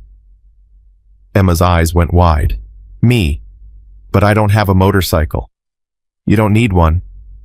Marcus rolled forward on his bike, Tyler secured in the sidecar as always, but this time there was a small seat attached to the back. You're riding with us. Emma looked at her mother. Sarah nodded, tears in her eyes. Go on, baby. Lead them out. Emma climbed onto the seat behind Marcus, her small hands gripping his jacket. Tyler reached back and squeezed her knee. Ready, partner. Ready. Marcus revved his engine. Behind him, 600 more engines answered. The sound was thunder. It was power. It was 600 people united by a single act of kindness. Marcus pulled out of the parking lot, leading the way. Behind him, an endless river of chrome and leather and roaring machines. They rode through Cedar Falls, past the hospital where everything began, past Emma's new house, past the school where the kindness program bore her name. People lined the streets, waving and cheering. Kids held signs. Veterans saluted. Emma waved back at all of them, this small girl on the back of a motorcycle leading an army. They rode for 2 hours. Through Cedar Falls and beyond, through small towns and open highways, a moving tribute to soldiers who'd given everything and families who'd sacrificed so much. When they finally returned to the hospital parking lot, Emma's voice was hoarse from laughing, and her cheeks hurt from smiling. But she'd never felt more alive. The afternoon dissolved into a massive celebration. Food trucks lined the streets. Music played from speakers someone had set up. Children ran between the parked motorcycles while their parents talked and laughed and shared stories. Emma and Tyler sat together on the porch of a nearby house, watching the chaos with matching grins. Can you believe this started because of a sandwich? Tyler asked. I know, it's crazy. Not crazy. Tyler turned to look at her. Miraculous. Emma considered the word. Yeah, I guess that's better. They sat in comfortable silence for a moment. Then Tyler spoke again, his voice different, nervous. Emma. Yeah. My dad's been talking to your mom a lot lately. Emma nodded. She'd noticed. Do you think... would it be weird if... Tyler stumbled over his words. If they got together someday. Emma thought about it, really thought about it. Her dad had been gone for 5 years. Her mom had been alone, struggling, barely surviving. And now there was Marcus, this strong, kind, protective man who looked at Sarah like she hung the moon. I don't think my dad would mind, Emma said finally. He'd want Mom to be happy, and Marcus makes her happy. Tyler's face lit up. So you'd be okay with it? Tyler, if your dad married my mom, we'd be brother and sister. Is that bad? Emma grinned. That's awesome. I always wanted a brother. Tyler laughed, the sound bright and free. Me too. A sister. I always wanted a sister. They high-fived, a complicated move for Tyler that required careful coordination, but he managed it. Neither of them noticed Marcus and Sarah standing nearby, listening to every word. Sarah's face was red. I can't believe kids are perceptive. Marcus was grinning. So, now that we have their permission. Marcus, we're not. I know, not yet, but maybe someday. His voice was gentle. When we're both ready, if we're ever both ready. Sarah looked at him. This man who'd brought an army to her daughter's defense, who'd exposed a criminal to protect her job, who'd helped rebuild her home and her life and her faith in humanity. Maybe someday, she agreed softly. It wasn't a promise. It was a possibility. And sometimes that was enough. As the sun began to set, Hammer found Emma sitting alone on the stage legs, dangling over the edge, watching the crowd. Mind if I join you? Course not. He lowered himself down with a grunt, his old bones protesting. They sat in companionable silence for a moment. You know, Hammer said, I've been writing for 52 years. I've seen a lot, done a lot, some things I'm proud of, some things I'm not. Emma listened, sensing this was important. But in all those years, I've never seen anything like what happened here. 600 men riding through the night for a little girl they'd never met. Millions of dollars raised, lives changed. He shook his head slowly. All because you shared a sandwich. It wasn't just the sandwich, Emma said. It was everything that happened after. All the people who helped. That's true. But those people wouldn't have helped if you hadn't started it. You threw the first rock, Emma. Everything else was just ripples. He reached into his vest and pulled out a piece of paper. I want to show you something. I got this letter last week. He handed it to Emma. She read it slowly, her lips moving with the words. Dear Hammer, my name is Daniel. I'm 14 years old. Last year I was planning to kill myself. I felt like nobody cared about me, like I was invisible, like the world would be better without me. Then I saw the story about Emma Brooks on TV. I saw 600 bikers show up for a girl who just shared her lunch with a kid in a wheelchair. And I thought if kindness like that still exists, maybe the world isn't as bad as I thought. Maybe I should stick around to see what happens. So I did. I'm still here. I'm getting help. Things are getting better. I just wanted you to know that Emma saved my life. She probably doesn't know it, but she did. Thank you for honoring her. Thank you for reminding me that good people exist. Emma's hands were shaking by the time she finished. Hammer! That's one of hundreds, Hammer said quietly. Hundreds of letters from people who saw your story and decided to keep going, to try harder, to believe in something. Tears streamed down Emma's face. I didn't know. That's the thing about kindness, sweetheart. You never know how far it reaches. You never know whose life you're changing. You just do the right thing and trust that it matters. He put his arm around her shoulders. You saved lives, Emma. Not with weapons or medicine or grand gestures, with a sandwich, with kindness, with just being who you are. Emma leaned into him, this old warrior who'd become like a grandfather to her. "I'm scared sometimes," she admitted, "that I won't live up to it. That everyone expects me to be this amazing person and I'm just me." "Just you is enough." Hammer's voice was firm. "You don't have to be perfect. You don't have to save the world. You just have to keep being kind. Keep throwing rocks in the pond. Keep being Emma." "Is that really enough?" "It's everything." They sat together as the sun sank lower, two unlikely friends united by an act of kindness that had changed the world. The evening ended with a candlelight vigil. 600 candles held by 600 bikers forming a circle in the hospital parking lot. In the center stood Emma, Tyler, Sarah, and Marcus. Hammer's voice rose above the silence. "1 year ago, we came here to honor a little girl who reminded us what we're supposed to be, who we're supposed to be. Today, we come back to celebrate what that reminder created. A foundation that's helped over 1,000 families, a community that learned to look after its own, and most importantly, a living example that kindness matters." He raised his candle higher. "Emma Brooks taught us that you don't need to be rich or powerful or famous to change the world. You just need to see someone who's hurting and choose to help. You just need to throw your rock in the pond." 600 voices spoke in unison. Kindness rides forever. The words echoed through the night, a promise and a prayer and a declaration all at once. Emma stood in the center of that circle, candle in hand, dog tags around her neck, surrounded by the people who had become her family. She thought about her father watching from heaven. She thought about Walter's son, whose memory she carried. She thought about all the people she'd never meet, whose lives had been touched by ripples she'd started. And she understood, finally, truly understood what her father had been trying to teach her all along. Kindness wasn't about the big gestures. It wasn't about the recognition or the reward. It was about seeing someone who needed something and choosing to help. It was about throwing rocks in ponds and trusting that the ripples would find their way to shore. She looked at Tyler beside her, this boy who'd become her best friend. She looked at her mother, this woman who'd fought so hard for so long. She looked at Marcus, this stranger who'd become family.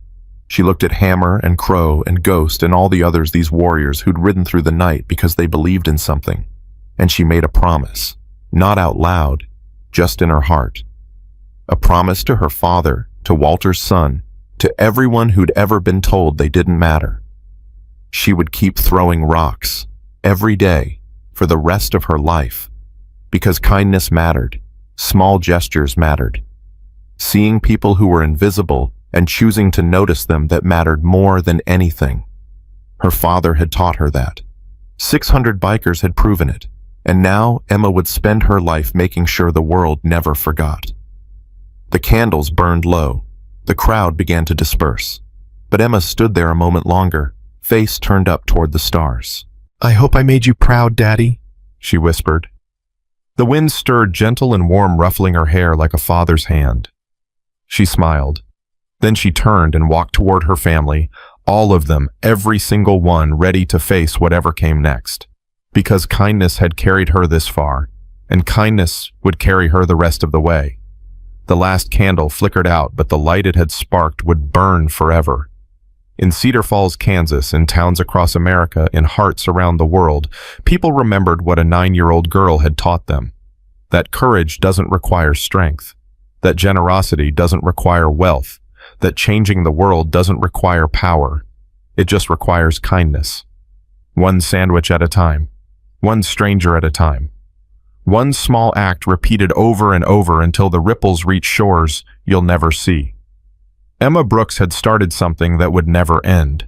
And in a world that often felt dark and hopeless and cruel, that was the greatest miracle of all. Kindness rides forever. This is not just a story. This is proof that ordinary people armed with nothing but compassion can shake the earth. If you believe in that power, subscribe to this channel for more stories that prove humanity is worth believing in. Share this video with someone who needs hope today.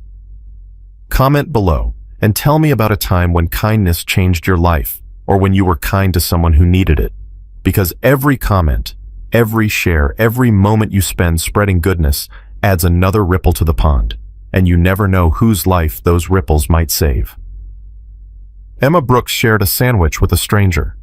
600 men rode through the night to honor her. Millions of people watched and remembered what matters. Now it's your turn. Throw your rock, start your ripples, and trust that somewhere, somehow, they'll reach the shore. The world needs more kindness. Be the one who gives it.